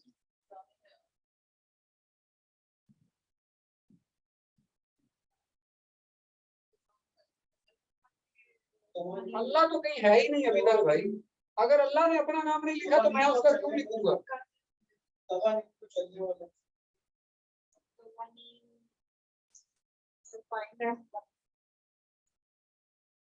सबसे पहला काम याद है हमने सलाद के निजाम में क्या देखा था? लॉ एंड ऑर्डर होना चाहिए। अभी किसी की जरूरत नहीं होनी चाहिए आपके घर से एक चम्मच उठा के ले, इतना पीस पैदा करें। और अगर ले जाए तो वो आंसर है वो दो। और वो इदारा एक आम आदमी की भी ऐसे ही सुन रहा हो, जैसे किसी मेयर की सुन रहा है या किसी नाजिम की सुन रहा हो। पहला काम था लॉ एंड ऑर्डर। फिर था इकोनॉमी। कहा या शुएब, तो हमने कहा है शुएब तेरी सलाद क्या बताती है, हम पैसे अपनी मर्जी से ना खर्चे? बिल्कुल आप अपनी मर्जी से नहीं करते, स्टेट बताएगी आपने पैसे कैसे, किस हेड में कितना डालने, तो स्टेट बताएगी। अदरवाइज तो आप टाइकॉन बन के खड़े हो जाओ। बिल्कुल सब कुछ आएगा। लॉ एंड ऑर्डर में वैसे आ गया, लेकिन अब आपने कहा तो मैं अलग भी लिख दूं, क्योंकि लॉ एंड ऑर्डर इसके बगैर स्टैब्लिश ही नहीं होता। तो वो जितनी भी चीजें, अब मैं वो पूरा मौजूद अभी से रिपीट नहीं कर रहा, तो इन लोगों के बारे में कहा गया ये सबसे पहले तो रिसर्च एंड डेवलपमेंट में लगेगा। दूसरा ये law and order, economy, peace, इन चीजों पर, और ये स्टेट लेवल की सबके लिए बात हो रही है, जमा किसी एक फर्द के लिए बात नहीं हो रही। क्या वो आप अपनी मर्जी की उर्दू यूज करें, मैं तो भी तर्जुमा कर ही नहीं रहा। यानी इसको लिखे फलाही रियासत, फर्ज करें, दो लफ्ज है, फलाही रियासत का कयाम। फलाही रियासत क्या होगी? जहां सबकी फलाह। तो अब जिन लोगों के बारे में बात की गई अल्लाह जीना, लेकिन देखिए होता पता है क्या है, हमारे जहनों में कॉन्सेप्ट पहले से मौजूद होता है, चाहे आपको मेरे वाला कॉन्सेप्ट समझ लें या पिछला कॉन्सेप्ट, वो पहले से ही मौजूद है ना, तो हम तर्जुमा करते हैं तो उस कॉन्सेप्ट को घुसा रहे होते हैं। ये सबसे बड़ी गलती होती है हमसे। नहीं, आपने उस लफ्ज को अलग से देखना है कि ये लफ्ज क्या है। ये था कुछ लोग युमिनूना करते हैं, करते रहेंगे। क्या करते रहेंगे? ये सारे काम। किस चीज पर करेंगे? बिल हर उस चीज पर जो अभी तक एक्सप्लोर नहीं हो सकी। तो जो कौम भी अनएक्सप्लोर्ड चीजों को एक्सप्लोर करके अपने हाथ में ले लेगी, उनके बारे में बात होने लगी है। कुछ साथ क्या करेगी? कायम कर देगी, स्टैब्लिश करना। इट इज एस्टेब्लिशमेंट है। कायम कर देगी एक ऐसे निजाम को जिसमें उस निजाम की सारी सहूलियात अवाम नास तक पहुंचे। दो का आगे क्या करेंगे जी?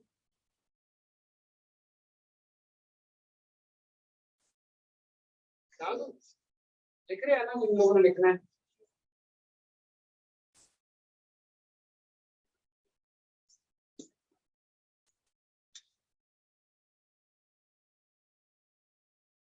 मिम्मा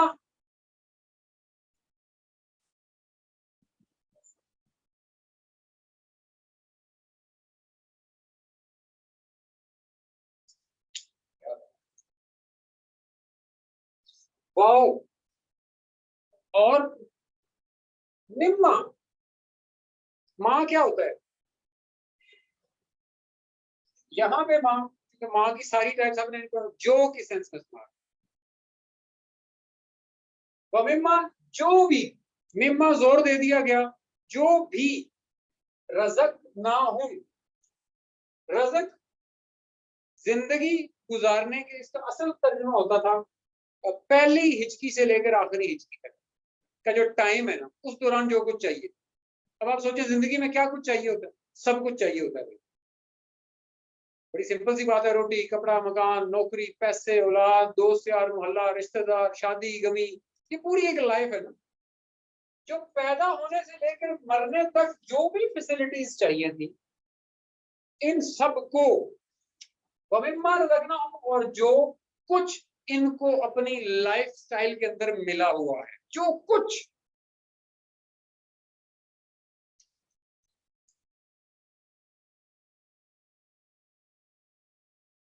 फिर या मैं इसलिए बार बार हाईलाइट कर रहा हूं ताकि आपको ग्रामेटिकली भी पता चलता है।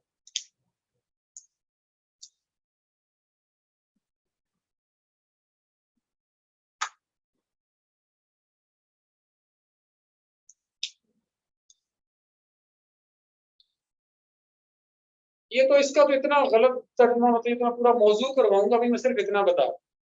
हमारे यहाँ वो जो कुछ रिस्क हमने इनको दिया है, उसको क्या करते हैं? खर्च करते हैं। तो अपनी मर्जी से करते रहे, फिर आप कौन है? वमिम्मा रज़क़ना, और जो कुछ इनको जरूरियात जिंदगी के लिए मुयस्सर है, इन सब को।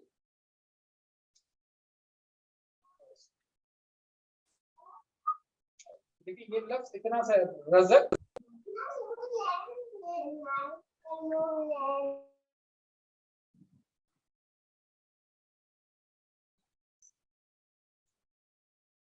है ना, इसमें तीन लफ्ज हैं अलग अरबिक। रज़क़, जिसको हम आमतौर पर रिस्क कहते हैं, जरूरियात जिंदगी। ना जिसको आप उर्दू में कहते हैं हम,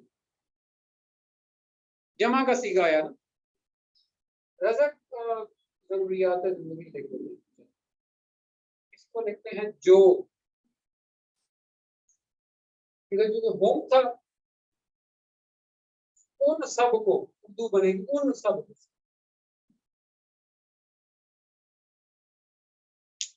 और जो जरूरियातें जिंदगी उन सबको मुयस्सर है, जो भी वट एवर दे हैव, उसको करते हैं या करते रहेंगे। तीनों यानी दोनों जो उसकी पॉसिबिलिटीज हैं, नफक करते रहेंगे उसका। नफक सिंपली होता है कि आप एक घर में 4 बंदे थे और माँ को पता था कि एक बंदा 1 रोटी खाता है, तो वो कितनी रोटियां बनाएगी? 4। एक बंदा जब रोटी निकालेगा उसमें से, तो कितनी रोटियां निकालेगा अपने लिए? 1। दूसरा 1, तीसरा भी 1, चौथा भी 1, तीसरा 4 रोटियां 4 बंदों ने खा ली। जो चीज जितने लोगों के लिए हो उतने लोगों के लिए उतनी पहुंचा देने का नाम है नफक। नान नफका सुना हुआ है, वो यहीं से निकला, उर्दू में थोड़ा सा आम लफ्ज है।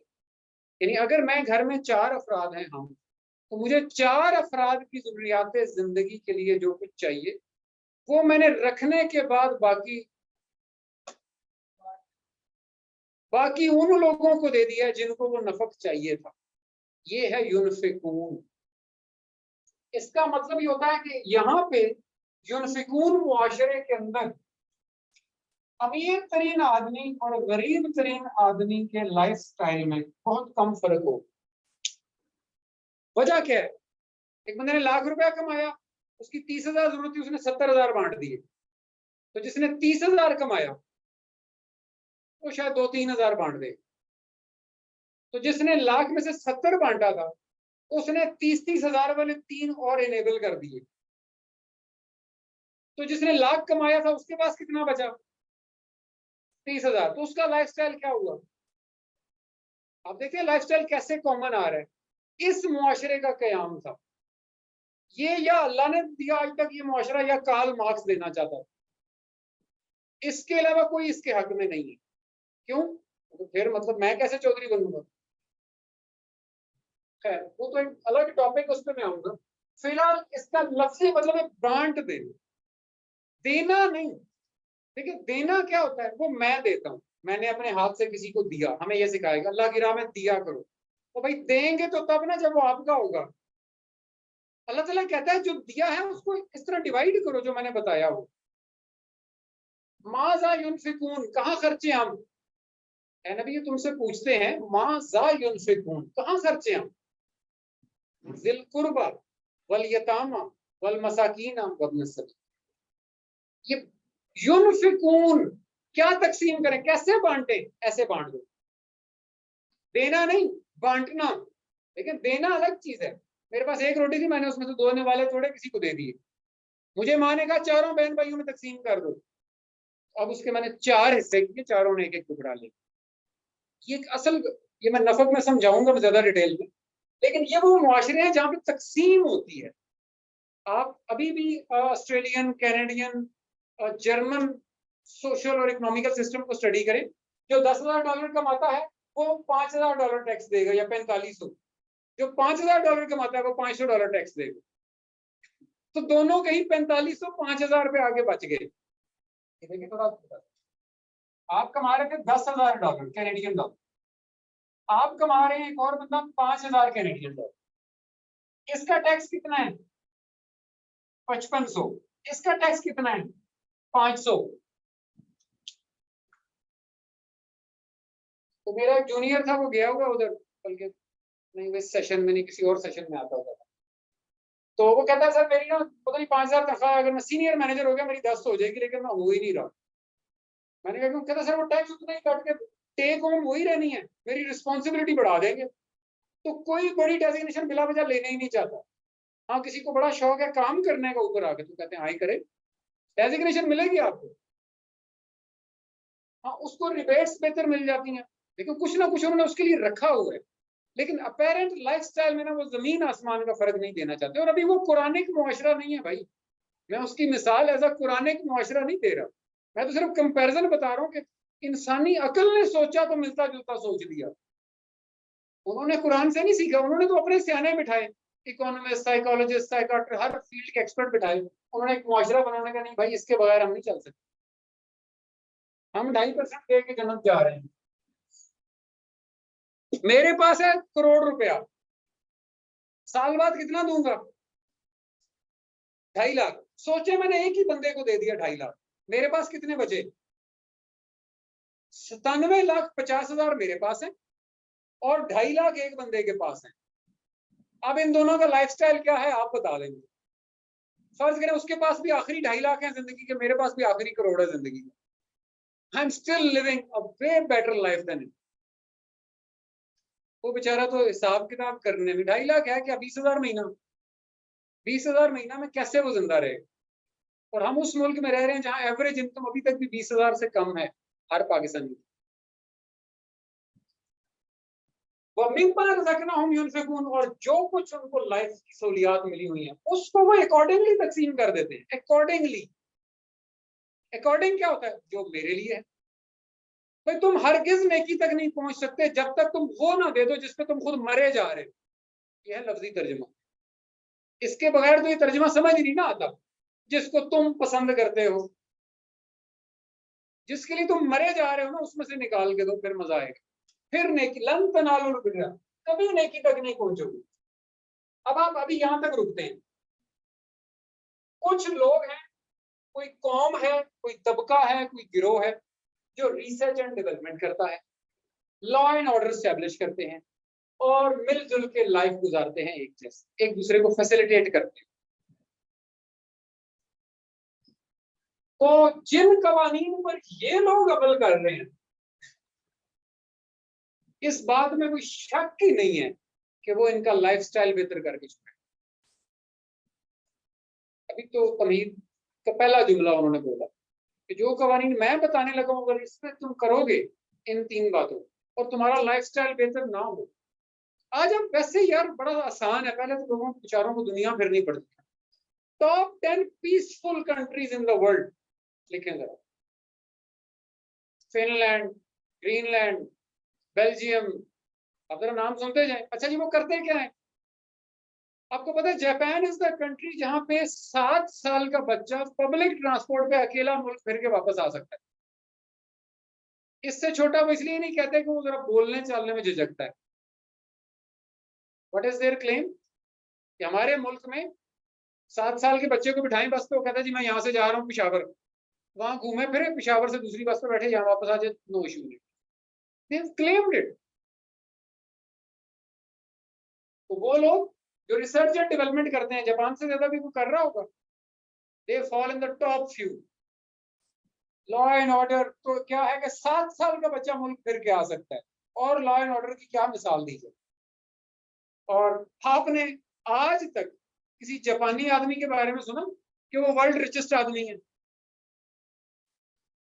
वो क्यों अमेरिकन और यूरोपियन आते हैं? तो वो भी हमारी तरह के पठान ही थे ना पहले। वो सारे चोर इकट्ठे हुए। असल में तो मैं आपको बताऊं, किसी एक इलाके के चोर जब किसी दूसरे इलाके पहुंचे तो उधर वो चौधरी बने, क्योंकि तो उनको बेहतर तरीका पता था चोरी करने।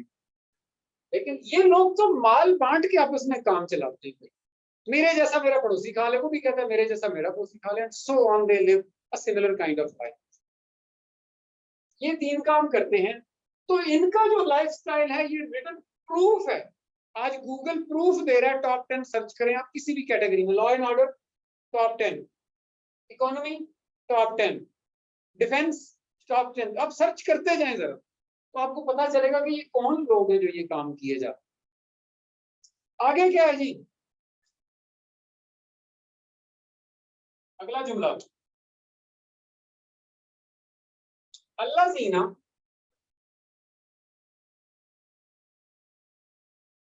अब इसको तो रिपीट करने की जरूरत नहीं है, आ चुका है पहले। क्या है?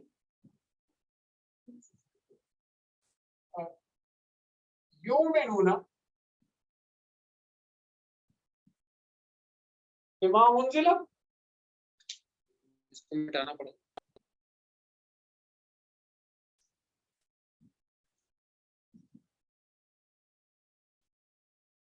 अल्लाह जीना का तर्जुमा जरूरत नहीं है, योमिनूना का तर्जुमा जरूरत नहीं है। यो मिनूना बिमा उनजिला, यही है। कहीं मैं गलत तो बता दीजिएगा, बोलते वक्त ना अक्सर ही ज़बानी याद रखना मुश्किल होता है। अलैकुम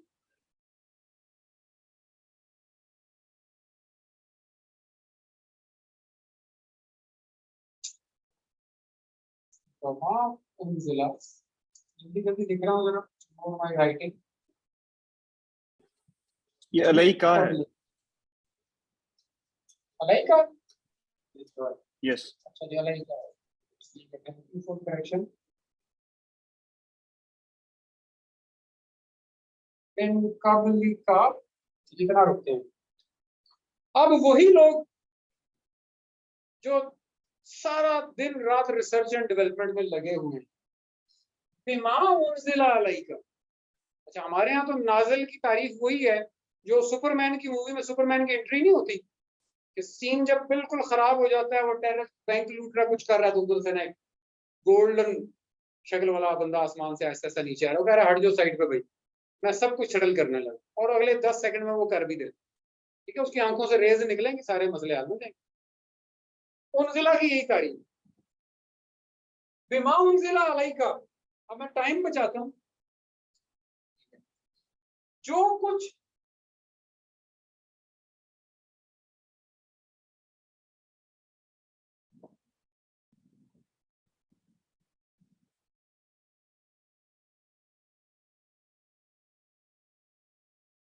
तुम्हारा शऊर है, यानी सारी रिसर्च एंड डेवलपमेंट के बाद जो इंसान को एक विजन मिलता है कि जो कुछ तुम्हारा शऊर है, देखिए जो बंदा ये आइडियोलॉजी प्रेजेंट कर रहा है, अगर वो लोग सबसे पहले तो इसके शऊर ट्रस्ट को देखें, परख के, यौमनूना का मतलब तो होगा कि वो पहले तुम्हारे ऊपर जो कुछ है ना, जो तुम आइडियोलॉजी लेकर आए।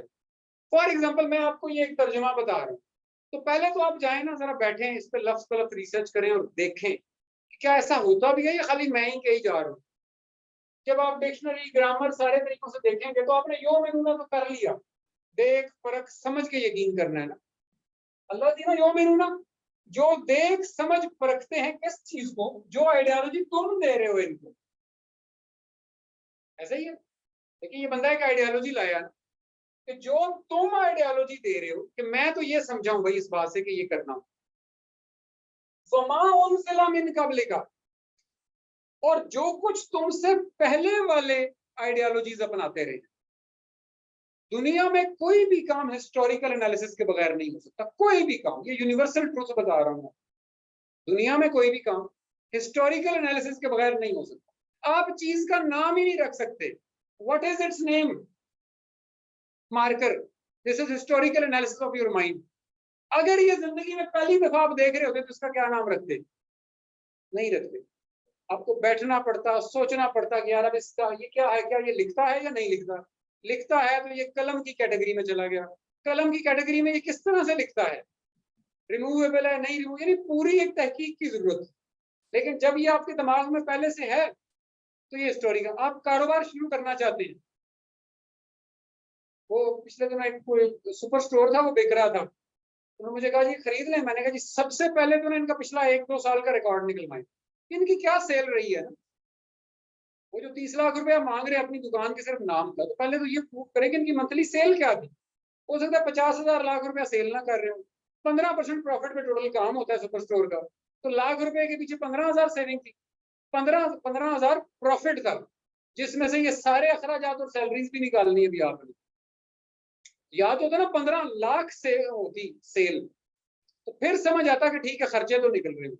तो आप हिस्टोरिकल एनालिसिस करते हैं फ्यूचर के बारे में या किसी भी चीज के बारे में कुछ बताने के लिए, तो वो लोग जो तुम्हारी बात भी सुनेंगे, उसको देखेंगे, समझेंगे, परखेंगे, और तुमसे पहले भी जितनी आइडियोलॉजीज आई हैं वो उनको भी देखें, समझेंगे, परखेंगे।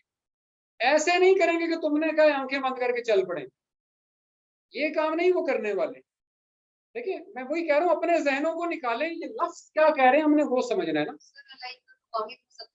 जी जी हमारा कैसे होगा, जो मतलब मतलब तो है हमने जांच पड़ताल करनी है। जी जी, तो अब जो शऊर कैसे बनेगा वो तो हमारा नहीं, ये तो देखिए ये आयत नाज़िल उनको सुना रहे हैं नबी, क्या कह रहे हैं कि भाई तुम पहले देख समझ परख लो कि जो बातें मैं कह रहा हूं वो भी ठीक है या नहीं है। तो योमिनून का सेम सीधा लगाएगा जो हमने यहाँ लगाया था। इसका हमने पूरी डेफिनेशन लिखी थी कि आपको यकीन कैसे आता है किसी भी बात।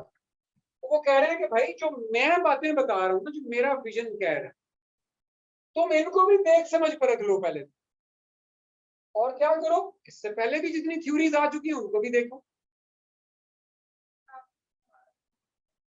तुम्हारा क्या लफ्जी मतलब ये सारा कुछ सुनने के बाद जो आपका दिमाग इसमें से नतीजा निकाल रहा है ना, वो आप पे इस वक्त नाजिल समझ आते हैं। एक्सट्रैक्ट करना है इन्फॉर्मेशन। तो हमारे यहाँ उजला ना बिल्कुल ही तो ऊपर से नीचे की तरफ आने वाली चीज को हमारे यहाँ उजला कहते हैं। अब साइंस ने प्रूव कर दिया, देयर इज नो ऊपर, देयर इज नो नीचे। पूरी दुनिया घूम रही है, पूरा सोलर सिस्टम रोटेशन में, पूरी यूनिवर्स, पूरा सब कुछ ही रोटेशन में। तो ना कुछ ऊपर है ना कुछ नीचे है। उनजिला जो आप एक्सपेक्ट कर पाए हैं, जो आप समझ पाए हैं। अलाइका ये जो तुम इनको सुना रहे हो, तो जो तुम्हारी आइडियोलॉजी है उसको भी सुन लें, और जो तुमसे पहले लोग ये कहानियां सुनाते रहे हैं ये उसको भी देख लें। कहते ना ये घोड़ा और ये घोड़े का मैदान, कि वो जुमला है कि भाई इस घोड़े को भी देख लें और इस मैदान में, तो लेट्स चेक इट आउट। यो मैंने ना इसको अच्छी तरह चेक करते हैं जरा कि क्या ये बातें ठीक भी हैं। अल्लाह ज़िन्ना यो मैंने बिमा उनजिला अलैका वमा उनजिला मिन क़ब्लिका लअल्लकुम बिल। क्या लफ्ज आया है, याद ही नहीं करता।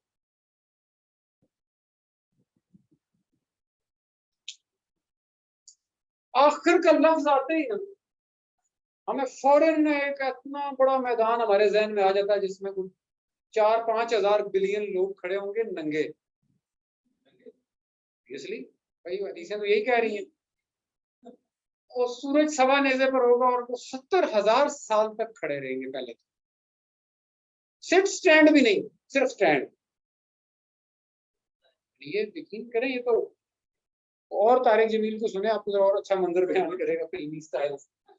खैर, कहा जा रहा है बिमा उनजिला अलैका, जो तुम आइडियोलॉजी दे रहे हो, जो तुम्हारा शऊर कह रहा है उसको भी देख लें। जो तुमसे पहले लोग ये बातें करते रहे उसका भी एनालिसिस कर लें। वो बिल आखिरा से, और एंड रिजल्ट क्या निकलेगा। वो आखिरत नहीं है मैदान में। अरे भाई, आपने एक किसी भी न्यूली मैरिड खातून को, भाभी को, आपने एक रेसिपी बताई कि ये पहले ये डालना, फिर ये डालना, फिर ये डालना, तो कुछ बताना पड़ेगा ना कि अब इसके एंड में बनेगा क्या। यानी ये बिरयानी बनेगी, ऐसे वो मजाक नहीं है। वो बीवी ने कहा कि जी मैं आपके लिए बिरयानी बनाऊं या पुलाव, उसने कहा पहले तुम बना लो, नाम बाद में रख लेंगे। पता ही नहीं है ना क्या बनेगा। लेकिन इफ यू आर श्योर कि अगर ये रेसिपी अडॉप्ट करेंगे आप, तो एंड रिजल्ट क्या निकलेगा। तो यहाँ कोई मर गया था क्या इस पूरी आयत में, या किसी को कब्र में डाल दिया गया किसी को। अभी तो ये सारे रिसर्च एंड डेवलपमेंट कर रहे थे।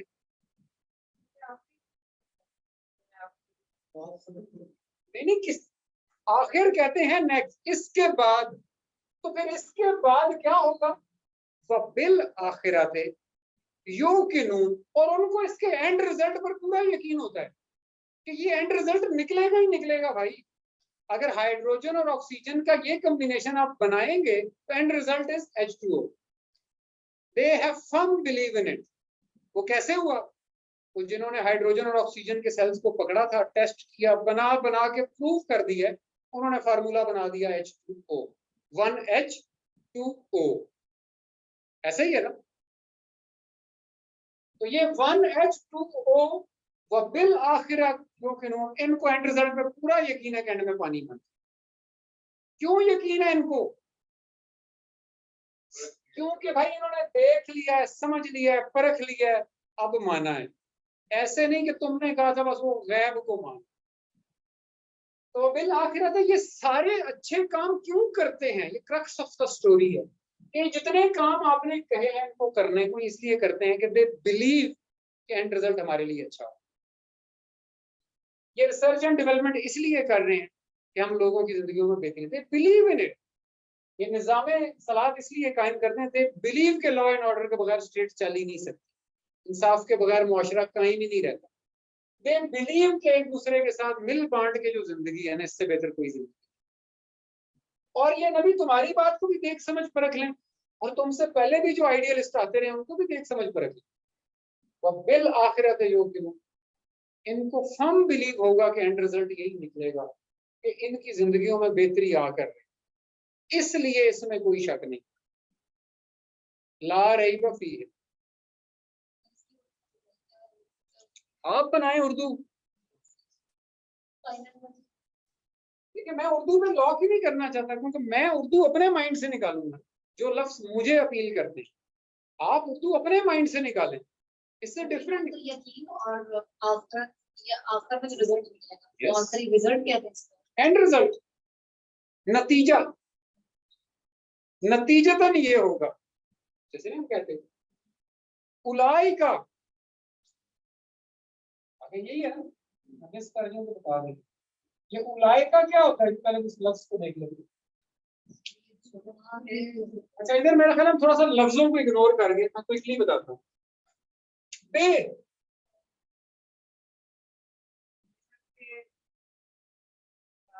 हाँ ये बे जो है ना, ये जोर देने के लिए अगले जुमले के ऊपर, बेमा जो भी, इनके साथ जो कुछ हो रहा है, बेमा उनजिला अलैका, जो तुम पर, जो तुम इनको आइडियोलॉजी दे रहे हो उसको भी देख लेंगे। वमा, और जो हुआ, और जो उनजिला मिन कबले का, जो इससे पहले की थ्योरीज कहती हैं उनको भी स्टडी कर लेंगे। वह बिल आखिरत हुम यूकिनून आएगा, हुम आया था वो हमने लिखा नहीं पूरा, मैं यहाँ लिख देता हूँ, ऐसे आपको इसमें पता ही है सारा। हम वो सब इसके एंड रिजल्ट पर यकीन रखते हैं कि हाँ जी एंड रिजल्ट ऐसे ही। उलाई का, व्हाट इज उलाई का एज अ वर्ड? वो क्विक करते हैं, टाइम कम था। सबसे पहले तो ये जमा का लफ्ज है, दूसरा ये गायब के लिए, हाजिर के लिए नहीं होता, वो सब, और तीसरा ये इशारा है, जमा गायब का इशारा है। उलाई का क्या है? उलाई का यानी आगे अरबी क्या है?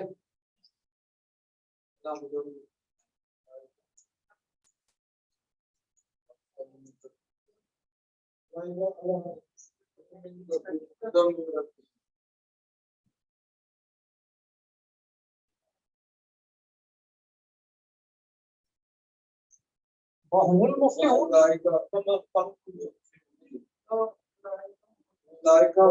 फिर उलाई का है। चलो वो अच्छी अरबिक में तो ऐसे ही होना चाहिए, अगर जल्दी मैंने तो ताकि फिर हम इसको सिर्फ एनालिसिस करते हैं। सर ये भी जमा उलाई का जमा गायब है, और लमीना भी जमा गायब है, तो फिर ये दो लफ्ज क्यों अल्लाह ताला ने दिए, दोनों में से जमा गायब ही। बड़ा ही अच्छा सवाल किया, जवाब भी अब मुझे आप लोगों से ही चाहिए, क्योंकि ये बातें मैं बता चुका हूँ। अच्छा खैर इस पे भी आते हैं, पहले फिर इसको मैं कंप्लीट करूँ। उलाई का जमा गायब का इशारा है। अला, अला क्या होता है जी? पर तो मतलब है, लफ्ज क्या है?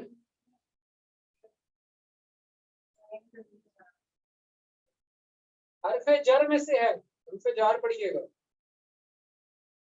और मतलब इसका पर, ऊपर, इसी माने में इस्तेमाल होता है।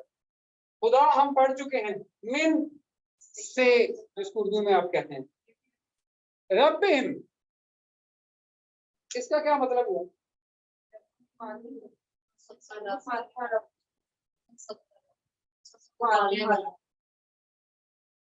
सर ये जी ठीक है, जमाई है, और लफ्जी तौर पे तो आप ठीक कह रहे हैं, उन सब का पालने वाला। तो जर्मनी को कौन पाल रहा है? अपना यानी अपने अकीदे थोड़े साइड पे रखिए। एक सिंपली एक सवाल है भाई, जर्मनी कैसे अपना निजाम सारा मैनेज करता है? Economy, defence, law and order कैसे कर रहे हैं? वजीफा करते हैं रात को, सुबह उठते हैं, लॉ इम्प्लीमेंट होता है। सर जो भी उनका पालन कर रहा होगा हेड, स्टेट होती है एक्चुअली, स्टेट होती है, एक पार्लियामेंट है, एक पूरा इदारा है जो उस कंट्री को रन करता है, उसके लॉ एंड ऑर्डर को भी देखता है। लॉ एंड ऑर्डर में जब कोई मसला आएगा उसी पार्लियामेंट में जाके इशू डिस्कस होगा, वहां एक्सपर्ट्स बैठे होते हैं। हमारे यहाँ तो तो अलमिया है ना, इसलिए प्रैक्टिकल मिसाल ही नहीं दी जाती, अजीब ही लगता है। यानी आप सोचें कि हमारे यहाँ इतने बसों के और डेवो मालिकान बैठे हुए हैं पार्लियामेंट के अंदर कि हमने ट्रेन सिस्टम नहीं ठीक होने दें, क्योंकि ये ठीक हो गया लोग बसों में सफर ही नहीं करेंगे। बसों में सफर नहीं करेंगे तो क्या होगा, मेरी बस चलती है तो बस सिस्टम तो बैठ जाएगा। तो वाई वुड न्यू खान या नियाजी लाइक कि आपका, तो ट्रेन जैसा सफर बस दे ही नहीं सकती है। वो कंफर्ट, वो ईज कभी भी आपको नहीं दे सकती। वो ट्रैवलिंग, चलना फिरना, वॉशरूम होना, ये पॉसिबल ही नहीं था। तो रब्बे हम भाई, जो भी इनका पालनहार है, जो भी,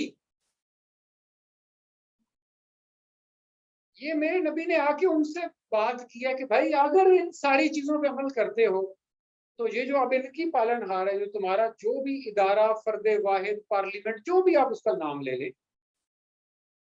ये उस जो इनका law and order, research facilities, ये सारा कुछ इनको दे रहा है रब, लाइफ की सारी फैसिलिटीज दे रहा है, ये उसकी बातें मानते, उसके सिविलाइज्ड वेल ऑर्गेनाइज्ड सिटीजन रहें।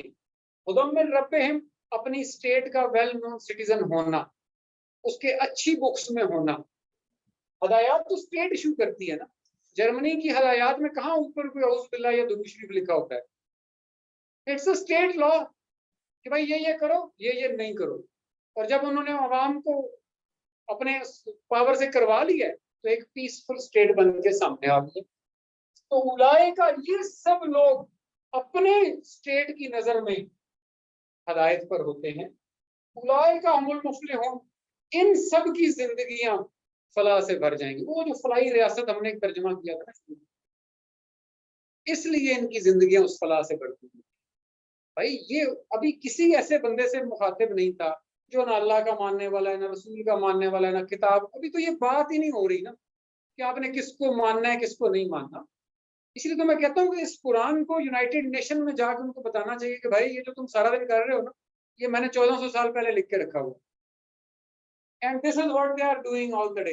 एटलीस्ट कहते तो वो यही है, करते फिर उधर भी कुछ शयातीन और इब्लीस मौजूद हैं जो अपनी मर्जियां करवाने में लगे हुए हैं, लेकिन एक्चुअली चार्टर यही है।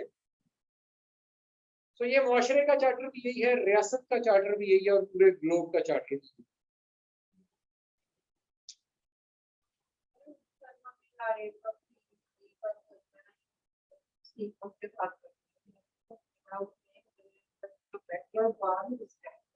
देखें, असल में तो अरेबिक जो है ना, ये थोड़ा मुझे मिटाना पड़ेगा, पहले जरा इसको देख लें, फिर एंड में इस पर आ जाते हैं। मैं कुछ और लिखता हूँ फिर उससे आपको बताऊँ।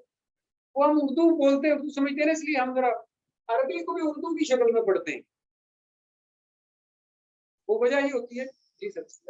उड़ाएगा, वो जो लोग ये उड़ाएगा इसका है तो वही लोग उस पे अमल कर रहे होंगे। जी जी, ये इशारा किसी की तरफ किया जाना है ना, ये इशारा इनकी तरफ है। तो वो जो था वो जो उसके पीछे वाले कर रहे हैं ऐसे। और ये जब पूरा देखिए होता क्या है, अब आपने लाइन बाय लाइन एक गजल लिखी फर्ज करें, अब आप उनको कहते हैं ना इसको जरा एक पैराग्राफ में लिख दें। क्या होता था जब मैट्रिक में भी इस गजल का मफहूम बयान करें, हम फिर एक पैराग्राफ में पूरी गजल, ये नहीं कि लाइन बाय लाइन, अब पूरी गजल में शायर क्या कहना चाह रहा था, इसको कहते हैं वो। तो अल्लाह ताला आप इस पूरी गजल में क्या कह रहे हैं जरा आप सोचें। उसने अपने एक नुमाइंदे को ये बातें समझाई सिखाई, उस नुमाइंदे ने जाके कहा कि भाई अगर आप चाहते हैं कि आप बहुत पुरअमन, अच्छी, हेल्दी लाइफ गुजारें, जिसमें आपके बच्चे सुकून से वहां पे पुरअमन तरीके से रह सकें, एजुकेशन ले सकें, अल्लाह ना करे कोई बीमार हो तो उसका इलाज होना चाहिए, हर बंदे के लिए एम्बुलेंस अवेलेबल हो, जिंदगी की बेसिक सहूलियात मुयसर, अगर आप ये चाहते हैं तो आपको एक ऐसी रियासत का क़याम करना पड़ेगा जो इस तरह की सारी है। लेकिन मैं जाती तौर पे, हमारे यहाँ तो लोगों ने फैसिलिटीज पैदा कर ली है, जिसके पास पैसा है वो अपने बच्चों के लिए तो कर ही लेता है ना, लेकिन वो मुआशरे के लिए नहीं कर रहा, वो सिर्फ अपने बच्चों के लिए किया जा रहा है। फिर उसका पड़ोसी अपने बच्चों के लिए किया जा रहा है, फिर उसका पड़ोसी भी अपने बच्चों के लिए किया जा रहा है। ये वो मुआशरे हैं जहाँ पे इंफरादी लेवल पे लोग ये काम करने में लगे, और ये जब ओबीसी मुआशरा गिरते गिरते उस स्टेज पे आता है ना, तो फिर ये इंफरादियत बच जाती है। इज्तिमाइयत क्या है कि पूरी रियासत अगर फलाही बनानी है आपने, तो क्या होगा, सबसे पहले रिसर्च एंड डेवलपमेंट हो रही हो, लॉ एंड ऑर्डर का क़याम हो, और अवाम खुद भी ये एहसास रही है। अवाम ये एहसास कब करेंगे, पहले मुझे ये बताएं। How would they do it? अगले दिन से उठ के करना शुरू कर देंगे क्या? क्या आए तो तरह ही अगले दिन से करो? भाई इनको ब्रॉटअप करना पड़ेगा इसके तहत, इनको सिखाना पड़ेगा, हमें अपनी अगली नस्लों को बताना है। मतलब ईदी साहब की सेइंग इतनी मशहूर है, सोशल मीडिया पे रुलती है, I am yet to find a single person who is acting upon it, कि मेरी माँ मुझे 2 आने देती थी, एक अपने ऊपर खर्चने के लिए, एक दूसरे के लिए। You tell me a single person जो 50% दूसरों पर खर्च देता है, हालांकि 50% कम है, ये मैं पहले बता दूं कुरान के मुताबिक। लेकिन आप देखें, हम चूंकि फिर वही बात है, हम तो वो कौन बन गए जो सिर्फ बातें करती है, आगे प्रैक्टिकल उससे कुछ नहीं करना। तो ये आइडियोलॉजी ये दी गई है कि अगर आप भाई ऐसी रियासत चाहते हैं जहाँ पे आपकी अगली नस्लें पुरअमन तरीके से अच्छे हेल्थी इन्वायरमेंट में परवान चढ़ रही और आपको जिंदगी की सब सहूलतें मुयस्सर, तो आपको ये सारे काम करने। और मैं थोड़ी देर की सोचे, मैं अपनी तरफ से बयान, मैं भी आपको ये आइडिया पेश कर रहा हूँ, मेरे से पहले भी जितने लोगों ने आइडियाज पेश किए ना, आप उनको स्टडी कर।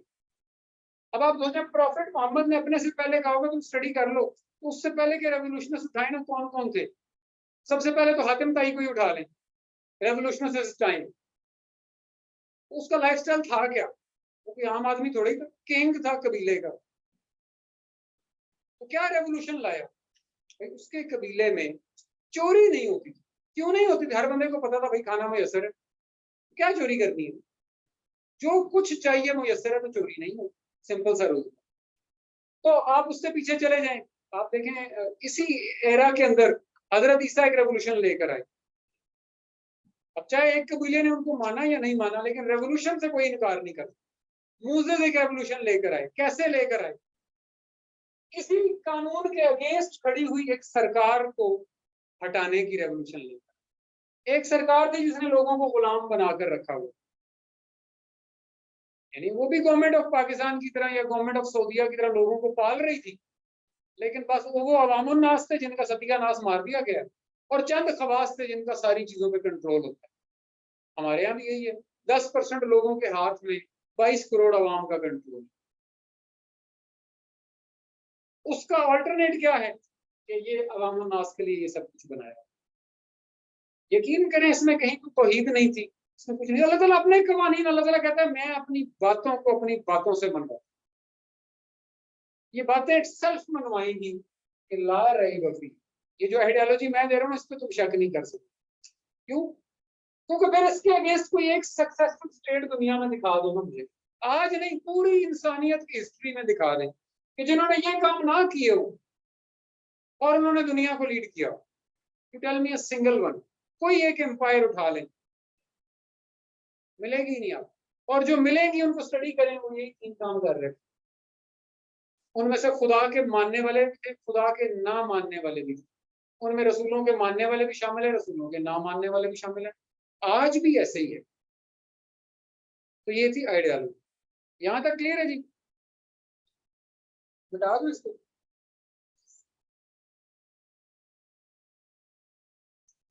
तो ये मैंने सिर्फ अंदाज बताना था तर्जुमा करने का। इस तरह लफ्ज का लफ्ज लेके चले, लफ्जों को जोड़े, जहां मुरक्कब आ रहा है उस मुरक्कब को इस्तेमाल कर लें। और जो कुछ कवानीन कुरान ने बताए हुए, मैं हमेशा रिपीट करता हूँ कि तर्जुमा करते वक्त या मत, लाजमी नहीं है कि आप अच्छी उर्दू का तर्जुमा करें। आप सब लोगों ने अल्लामा इकबाल नहीं बन जाना, ठीक है? तो ये सोचे भी मत कि मैंने वैसा बनना, लेकिन मुझे समझ तो ठीक आए। लेकिन हर बंदा शायर नहीं है कि वो शायरी भी करे, लेकिन समझा तो जा सकता है ना शायर को। जब आप समझें तो उसको ग्लोबल मैसेज समझें, फिर उसका मजा आपको आएगा। जब तक हम इंडिविजुअल मैसेज समझते रहते हैं। अब वो जो अरेबिक की आपने बात की ना, वो देखें,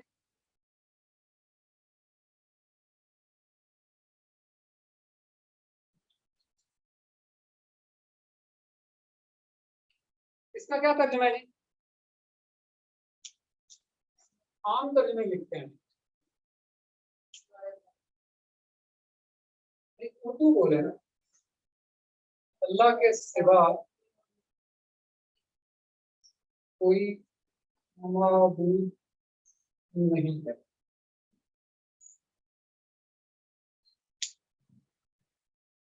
अब आप देखिएगा जरा, अल्लाह कहाँ आ रहे हैं?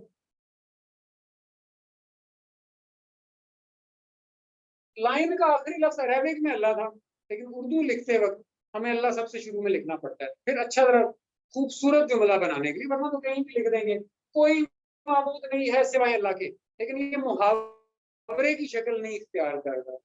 तो लफ्ज ब लफ्ज तर्जुमा नीचे समझने के लिए तो लिखा जा सकता है, लेकिन वो रवा तर्जुमा नहीं है कि आप किसी और बंदे को सुनाएं और वो समझ, ऐसा ही है ना। अच्छा, ला नहीं, लाए नफी जिन्स, लेकिन उर्दू में हम ऐसे कहाँ फिट करते हैं, क्योंकि है से थोड़ा पहले आना चाहिए, इसलिए उर्दू मुहावरा खूबसूरत होगा। तो फिर उस आयत में हम अपनी मर्जी के कवानीन या मौलवी साहब की मर्जी के कवानीन नहीं लगाएंगे, जैसे आपको सबसे बेहतर समझ आए। सिंपल है, वो आपका तर्जुमा वही है जिससे आपको समझ आ गई ना कि बात क्या है। अब मुझे समझ आ रही है बट इससे इनको नहीं आ रही ना, तो ये मैं इसको क्यों, तो हमारे यहाँ यही मसला है कि हम अपने बड़े का तर्जुमा ना सब पे थोपने पे लगे हुए, यहीं से गलती, यहीं से इस किताब का कंट्रोल किसी एक खास तबके या बंदे के हाथ में चला जाता, जबकि ये अवामुन नास के लिए उतरी थी, आपके मेरे लिए उतरी हुई है, मैंने आपने इससे फायदा। आप और याद देखिए, आ रहा है वमा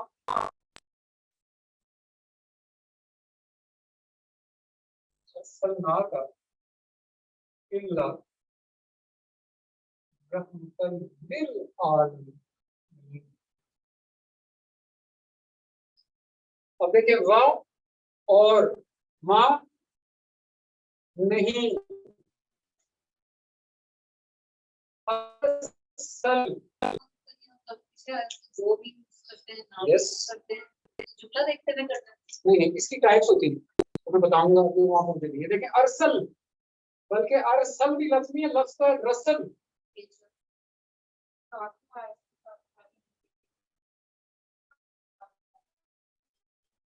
क्या,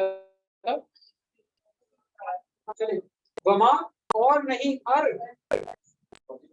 सवालिया भी नहीं, रीजन बनाना किसी चीज को, ये इसलिए भेजा गया, फर्ज करें रसल सेंड करना, भेजना,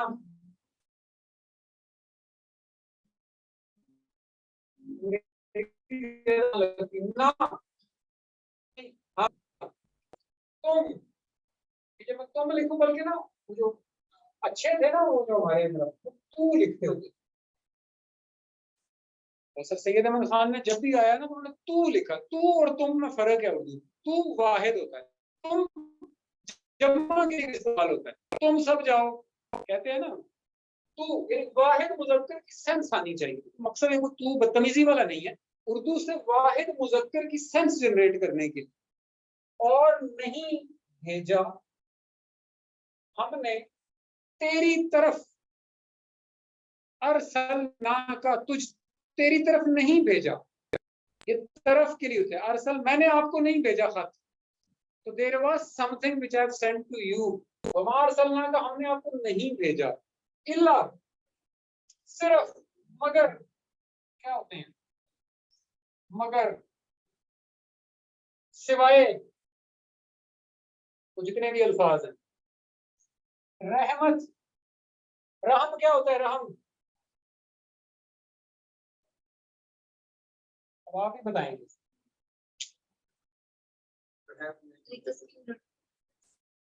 ये भी मैं बताऊं, मुसीबतों से बचाने वाला, लानत मुसीबत में डालना, रहम मुसीबत से बचा लेना, अगर रहम की अपील कर दें, एक्चुअली कुछ गलत खतरनाक होने लगा था जिसके अगेंस्ट आपने अपील कर, लिल आलमीन, जहां तक ये पहुंचे, आलमीन रेलेवेंट रहेगा, याद रखिएगा, हम तो आसमानों से भी ऊपर ले जाते हैं, जहां तक ये पहुंचे, हर बंदे के आलमीन वो है, मेरे भी आलमीन है जिनको मैं जानता हूँ, मैं इस वक्त वो चाइना के जंगलात में बैठे हुए लोगों से मुखातिब नहीं हो सकता, वो मेरे आलमीन में शामिल नहीं हो। तो हमने आपकी तरफ एक चीज भेजी है, आपकी तरफ एक चीज भेजी है जो जहां तक पहुंचेगी उनकी जिंदगियों में आसानियां पैदा, लेकिन अगर आप इसका लफ्जी उपयोग करते हैं ये देखें, ये लफ्ज पर लफ्ज लिखते हैं तो कुछ और है, लेकिन रवां तर्जमा आपको किसी और अंदाज में करना पड़ेगा। तो ये हर लैंग्वेज में ऐसे ही है। इंग्लिश में करेंगे तो फिर सेंस चेंज हो जाएगी। तो ये है जी तर्जमा करने का तरीका। मेरा एनी क्वेश्चन?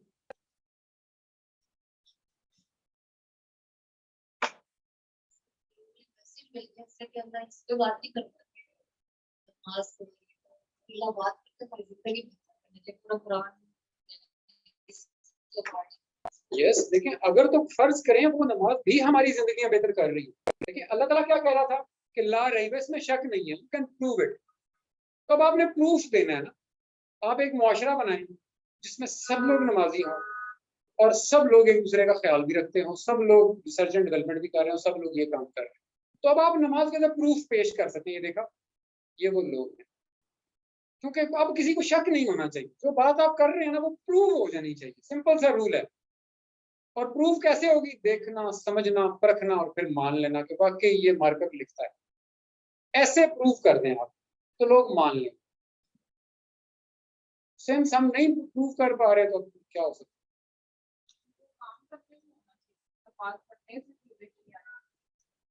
देखिए फिर वही नमाज को खामखा बीच में घसीट लाते हैं। एक इनफरादी अमल का एक रियासती अमल से कोई लेना देना ही नहीं है। मैं घर बैठ के अताउल्लाह का म्यूजिक सुनता हूँ, आप घर बैठ के जेनिफर लोपेज को सुनते हैं, आप इसरार को सुनते हैं। स्टेट को इससे क्या लेना देना है? लेकिन जब आप म्यूजिक सुन के बाहर निकल आए ना सड़क पे, तो बंदे के पुत्र बन जाए। स्टेट ये कहते, वो रूल सबके लिए सेम। ये इनफरादी टेस्ट, शौक सब आपके अपने। आपने क्या खाना है घर में, क्या पहनना चाह रहे हैं घर के अंदर, आप रखें। लेकिन जैसे ही हम बाहर निकलने लग जाए, हम मुआशरे के अकॉर्डिंगली ड्रेसअप होते हैं। That's what state wants. जिन रियासतों में रियासती कवानीन और अवाम के बीच में गैप बहुत कम है, वही फलाई रियासतें। हमारे भी रियासती कवानीन बहुत अच्छे हैं, यकीन करें। आप कभी पढ़ के देखेंगे, बड़े आइडियल, बड़े बेहतरीन, लेकिन उसमें गैप बहुत ज्यादा है। क्योंकि जो बीच में इम्प्लीमेंटेशन इदारे हैं वो काम नहीं करते, और उन इम्प्लीमेंटेशन इदारों में आपने और मैंने बैठना है। इसका मतलब है हम करप्ट हैं, तो सारा कुछ करें, एंड रिजल्ट नहीं करते। जी ऑनलाइन कोई क्वेश्चन, वरना फिर हम इसको बंद करें। अच्छा सर, एक क्वेश्चन मैंने पूछना था। आपने एक आयत डिस्कस थोड़ा सा ऊंचा बोलिएगा। सर, आपने एक आयत डिस्कस की थी माजा युनफिकून की। जी जी सर उसमें जिल कुर्बा का वर्ड आया था। सर मैं ये जानना चाह रहा था कि जिल कुर्बा और फिल कुर्बा में क्या डिफरेंस है? अच्छा जी, असल में कुर्ब जो लफ्ज होता है ना अरबिक में, पहले तो उसका रूट वर्ड समझ लें। ये अरब कहते थे कि जो चीज दूर है ना वो बईद है, और जो चीज दूर नहीं है वो कुर्ब है। पहले उन्होंने लफ्ज कैसे बनाया, यानी ये जो कि कंपैरेटिव वर्ड्स होते हैं ना, अच्छा बुरा, लंबा छोटा, करीब दूर। ये बंदा मेरे करीब है तो ये बंदा मुझसे दूर है। कंपैरिजन हो रहा है ना दो लोगों में। तो कुर्ब का लफ्ज करीब होने से है। ज़हनी, शऊरी, जिस्मानी मुताबिकत का नाम। That can be your relative, that can be out of relatives.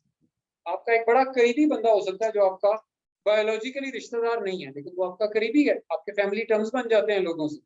वो आपके दुख दर्द का साथी होता है, जबकि बहुत सारे रिश्तेदार नहीं भी हो रहे होते। आप अपने नबी की लाइफ ही उठा लें, कितने एक लोग रिश्तेदारों में से उठे जो साथ खड़े हो गए, मेजोरिटी नहीं खड़ी हुई ना। तो क्या वो कुर्ब में है? जाहिरी तौर पे नहीं नजर आता ऐसा। वो तो मुखालफत में थे, सामने खड़े थे, जंगें लड़ी हैं मुखालफों ने। ठीक है, तो करीब वो होता है जो दूर नहीं होता। और दूर कौन होता है? जिसे आपके दुख दर्द का पता नहीं हो। तो उन्होंने उसकी उल्ट डेफिनेशन कर रखी है कि जिसको आपके दुख दर्द का नहीं पता वो दूर है, और जिसको पता है वो करीब है। तो अब आपने हर बंदे के करीब डिफरेंट है। हो सकता है आपके सारे रिलेटिव्स ही आपके करीब हो। मैं मिसाल देता हूँ, मैंने 5,000 रुपया था मेरे पास, मैंने देना था, और मेरी अपनी फैमिली में मेरा कजन है, वो बेरोजगार बैठा है, उसके बच्चे हैं, और मैंने 5,000 उसको दे दिया। तो ये तो करीब ही चला गया ना, 5,000 ही, अमाउंट ही कम था।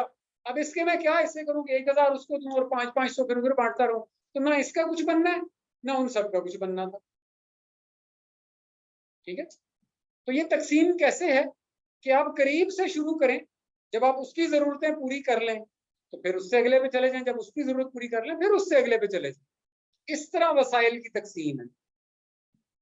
अब आप सोचें ना, आपके पास 2 रोटियां और 1 पक्का सालन है, तो अब आप सोचें कि इसमें से थोड़ा सा हिस्सा मैं अपने रिश्तेदार को दे दूं, थोड़ा सा मैं वो उनको दे आऊं, थोड़ा सा उनको, तो किसी का भी खाना नहीं बनना। आप इससे सिर्फ एक बंदे को खाना खिला सकते हैं।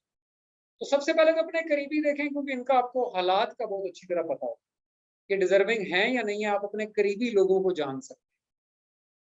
बाकी जिल कुर्बा, जो कुर्ब में ऊपर हो, लफ्जी मतलब हो, कुर्ब में ऊपर हो,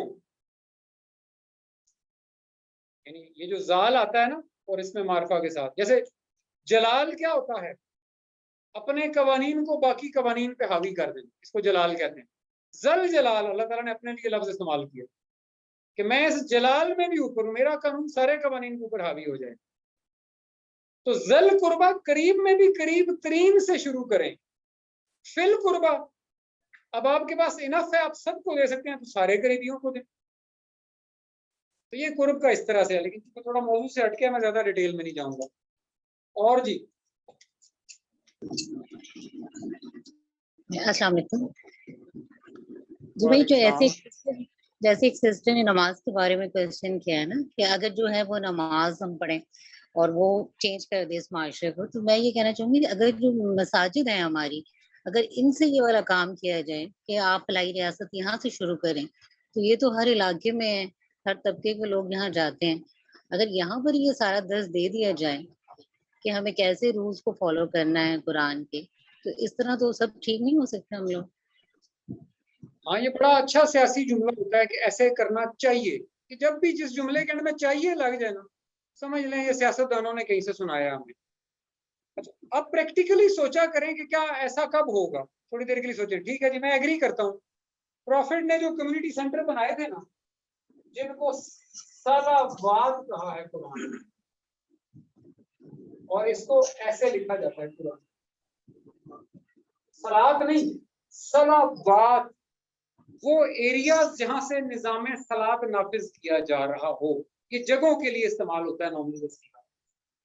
ठीक है, इसको आजकल आप क्या कहते हैं मॉडर्न एरा में, कम्युनिटी सेंटर्स। अब कम्युनिटी सेंटर करता क्या है, कम्युनिटी के मसाइल देखता है।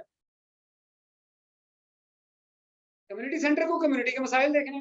थोड़ी देर के लिए सोचें, कम्युनिटी को क्या होती हैं ये जो यूटिलिटीज, बिजली पानी गैस के मसाइल हैं, लॉ एंड ऑर्डर, तो किसी ने आपके घर से फलां चीज चोरी कर ली, किसी ने फलां चीज चोरी कर ली, कोई आपके घर के आगे गाड़ी खड़ी कर जाता है, कोई कूड़ा फेंक जाता है। कम्युनिटी, छोटी कम्युनिटी की भी मैं बात कर रहा हूँ। उसके अलावा फैसिलिटीज चाहिए होते हैं कम्युनिटी को, ग्राउंड चाहिए, पार्क चाहिए, बच्चों के खेलने की जगह, ये सारी चीजें, सिक्योरिटी चाहिए, गार्ड होना चाहिए। आप एक हाउसिंग सोसाइटी को ध्यान में लें, आप पूरे मुल्क को छोड़ दें तो एक कम्युनिटी सेंटर आप बनाते हैं, सोसाइटीज ऐसे ही करती हैं, वहां से वो कम्युनिटी के मसाइल देखना शुरू कर देते हैं। यहाँ तक तो ये काम चल भी जाता है क्योंकि लिमिटेड सोसाइटी होती है, और जो कम्युनिटीज इस पे अच्छा काम कर रही हैं वो कुछ अरसे बाद लोगों को पता भी लग जाता है। जैसे डीएचए में निस्बतन लोगों की सुनी जाती है, अगर आप चले जाएं, आपका पानी नहीं आ रहा, बैरिया एक सोसाइटी बन चुकी है, उन्होंने भी मसाइल को देख लिया, और भी उनकी अब कॉपीज बहुत तैयार होना शुरू हो गई, तो मॉडल सक्सेसफुल हो गया ना। अब आप कहते हैं जी पूरे मुल्क की मसाजिद जो है ना अगले दिन से ये काम शुरू कर दें, तो थोड़ी देर के लिए सोचे इन मामलात का एक्सपर्ट कौन है। क्या जो मस्जिद में बंदा बिठाया हुआ है वो समझता है इन चीजों को, उसकी बला जाने क्यों, उसको हम फ्री बिजली दे रहे हैं, उसके घर फ्री केबल का कनेक्शन जा रहा है जिसके पैसे आप लोगों की जेबों से जा रहे हैं, उसके बच्चों का दाखिला भी फ्री जा रहा है, वो फ्री इन द सेंस कि आवाम पैसे देती है, उससे उसके बच्चे पढ़े जा रहे हैं। तो आप सोचें कि हमने कम्युनिटी सेंटर का हाल क्या कर दिया। अब सिर्फ नमाज की खातिर या किसी और पुराने वो तोहिमाती इबादत की खातिर आप एक ख्याल तो बना सकते हैं कि जी अगले दिन से मस्जिदें ऐसा कर रही हूँ, ये कर रही हूँ। तो भाई आप कभी मौलवी साहब से जाके पूछिएगा कि मौलवी साहब मुझे ये बताएं कि आपके यहाँ जो नमाजी आते हैं इनमें से कितनों के घर खाना पकता है,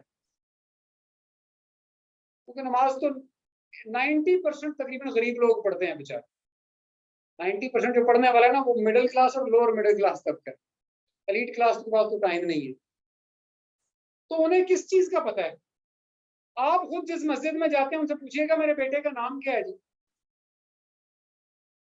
उनको पता होगा। हम कम्युनिटी को जानते ही नहीं है भाई, ये कम्युनिटी से पैसे बटोरने के लिए और उन पर धाक जमाने के लिए बनाए थे मलुकियत की गवर्नमेंट्स ने ये इदारे। और अब आप कहें वो बेहतर हो जाएंगे, आप कोई सिस्टम ले आए जिससे बेहतर हो जाए, मैं एग्री कर लूंगा, लेकिन फिर वही बात है, ये इतना ख्याली पुलाव है जिसका प्रैक्टिकल कहीं नजर नहीं आ रहा। ये वही 90 डेज वाला है जो कि 90 डेज में मुल्क में दूध की नहरें बह जाएंगी, तो वो चूंकि अब 900 दिन गुजरने वाले हैं, तो अब प्रैक्टिकली प्रूफ हो चुका है कि कोई दूध की नहर नहीं निकलेगी भाई, ये सब कुछ ऐसे ही रहना है, आपको कुछ करना है। वैसे तो हम फिर भी कुछ नहीं करेंगे, क्यों? क्योंकि हमें ये पट्टी पढ़ाई जाती है कि फिर अगली पट्टी पढ़ा दी जाती है, अब हमने ये करना है, और जब वो पट्टी खराब होने लगेगी तो उससे अगली पढ़ा दी जाएगी। तो जब तक आप अपने घरों के टीवी स्विच ऑफ नहीं कर देंगे, मीडिया से डिस्कनेक्शन नहीं कर देंगे, आप इसी चीज का शिकार रहे हैं, क्योंकि ये आपको रोज फीड कर रहा होगा, वो वाली फीडिंग जो उन्होंने अगले 5-10 साल आपसे करवानी है। और अब तो उन्होंने वैक्सीनेशन के जरिए आपके जीन्स को भी अपने कंट्रोल में ले लेना है। सब आप देखते जाएं होता क्या। तो ऐसे में मेरा जाती ख्याल में ये एक बहुत अच्छी खुशफहमी है कि मस्जिदें दोबारा से कम्युनिटी सेंटर में कन्वर्ट कर दी जाए। ये तब हो सकती है जब मौजे तुंग आपके मुल्क को आगे कंट्रोल कर लेगा।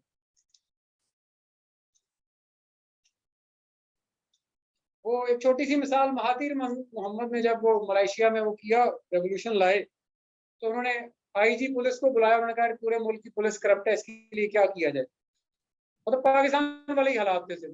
उसने भी वही जो कहानी हर प्राइम मिनिस्टर को सुनाते हैं, उसने कहा जी हम ये करते हैं, हम वो करते हैं, फलां करते हैं, आप मुझे 2 हफ्ते का टाइम दें, मैं ये करता हूँ। 2 हफ्ते गुजर गए, कुछ नहीं हुआ। उसने फिर बुलाया, उसने कहा जी ये मैंने एक्शन ले लिए, ये हुआ, 2-3 बंदों को मैंने फारिग भी कर दिया। 50,000 पुलिस है, 2 बंदों को फारिग कर देंगे तो इदारा कैसे ठीक होगा। उसने उसको दूसरी दफा बुलाया, उसने फिर उन्होंने अगले दिन पार्लियामेंट में एक लॉ पास किया, जिसके बाद पूरे पाकिस्तान की पुलिस, पाकिस्तान का नाम ले रहा हूँ समझाने के लिए, डिसमिस ऑफ सर्विस कर कि यार आप थैंक यू वेरी मच, आप घर चलिए। तो अच्छा, पुलिस का काम कौन करेगा? ये होता है सलावात का निजाम। आपके पास सोल्यूशन होना चाहिए। पूरी यूनिवर्सिटीज के अंदर जितने वॉलंटियर्स रजाकार थे ना, उनको थानों में बिठा दिया गया। वो यंग थे, एंथुजियास्टिक थे, मुल्क में चेंज चाहते थे। आप थोड़ी देर के लिए सोचें, चाहे आप जितने भी कम पढ़े लिखे क्यों ना हो, आपको एक दिन के लिए एसएचओ बना दिया यार, आप लोगों के मसले सुनेंगे तो सही ना। कुछ नहीं कर पाएंगे, मुझे यकीन है। आप फोन करेंगे वापडा वाले को, वो भी नहीं सुनेगा। तो there has to be someone जो अगले दिन वापडा को भी घर भेज देगा अगर वो उसकी बात नहीं मान। हाँ, इस तरह का इनकलाब, तो ऐसा इनकलाब आएगा कब? आप लोग तो बैठ के दुआएं किए जा रहे हैं, कोई वो आएगा, कोई मेहदी, किसी का अवतार, किसी का महात्मा, किसी का योद्धा आएगा, वो आके सारा कुछ ठीक कर देगा। तो फिर तो बैठ के यकीन करें, दुआएं करते रहें। और या फिर आज से खुद खड़े और अपनी नस्लों को तैयार करें। कल को इन्हीं नस्लों में से जो लोग उठ के वापडा, रेलवे, आर्मी, हर जगह इन्होंने ही जाना है ना। जब ये जाके बैठेंगे तो ये गलत ऑर्डर एक्सेप्ट ही नहीं करेंगे। तो आपको बच्चों को ऐसा तैयार करना है और खुद को कि जहां गलत ऑर्डर की, फिर आहिस्ता गलत ऑर्डर देने वाले के पास जगह नहीं, फिर उनको चौकों में लटकाया जाता। आज इनकलाब बड़े उनजिला मिन कबल का इसीलिए कहा गया ना। आप कोई ये रशियन इनकलाब उठा लें, जर्मन इनकलाब उठा लें, इवन ये ईरानियन उठा लें, इन्होंने क्या किया था? 3-3 जर्नैलों को एक लाइन में खड़ा करके गोली मारी थी कि इन पर एक गोली जाया करना भी मुल्क के साथ ज्यादती है। इसी बेस पे तो बाद में खुमैनी ने केस भुगते ना, इसने भाई वो आटे में फिर घुन भी पिसता है ना। अब आप सारा दिन घुन ढूंढने में लगे रहेंगे तो ये पूरी रियासत कब ठीक होगी? तो ये वो स्टेजेस हैं। तो ऐसे में ये सिर्फ डायलॉग आपको सुनाए जाते हैं ताकि आप मस्जिदों से लिंक रहें कि जी मस्जिद को कम्युनिटी सेंटर बना देते हैं, ये कर देते हैं। ये बिल्कुल वही है, वो सियासतदान कहता है जी मुल्क में अच्छा अदल व इंसाफ होना चाहिए।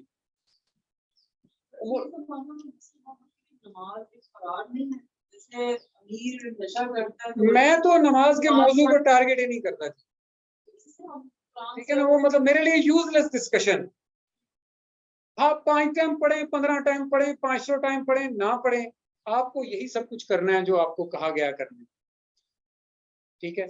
अब आपको लगता है कि वो कुरान में नहीं है और आपको सिर्फ कुरान के अकॉर्डिंगली अमल करना है, आप ना पढ़ें। आपको लगता है नहीं जी वो जो हदीस है वो तो मैंने उस पर भी अमल करना है और कुरान को मिला के अमल करना है, ये भी एक लाया अमल है, आप इस पे कर लें। इट्स योर चॉइस, आपने अपनी चॉइस का ही हिसाब देना है ना।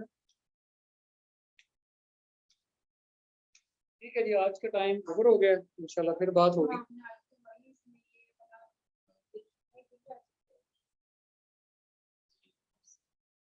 ये रस्मुल खत इसको कहते हैं, लिखने का अंदाज। तो जी मैं इसको क्लोज कर रहा हूँ, इंशाल्लाह फिर होगी बात। अल्लाह हाफ़िज़।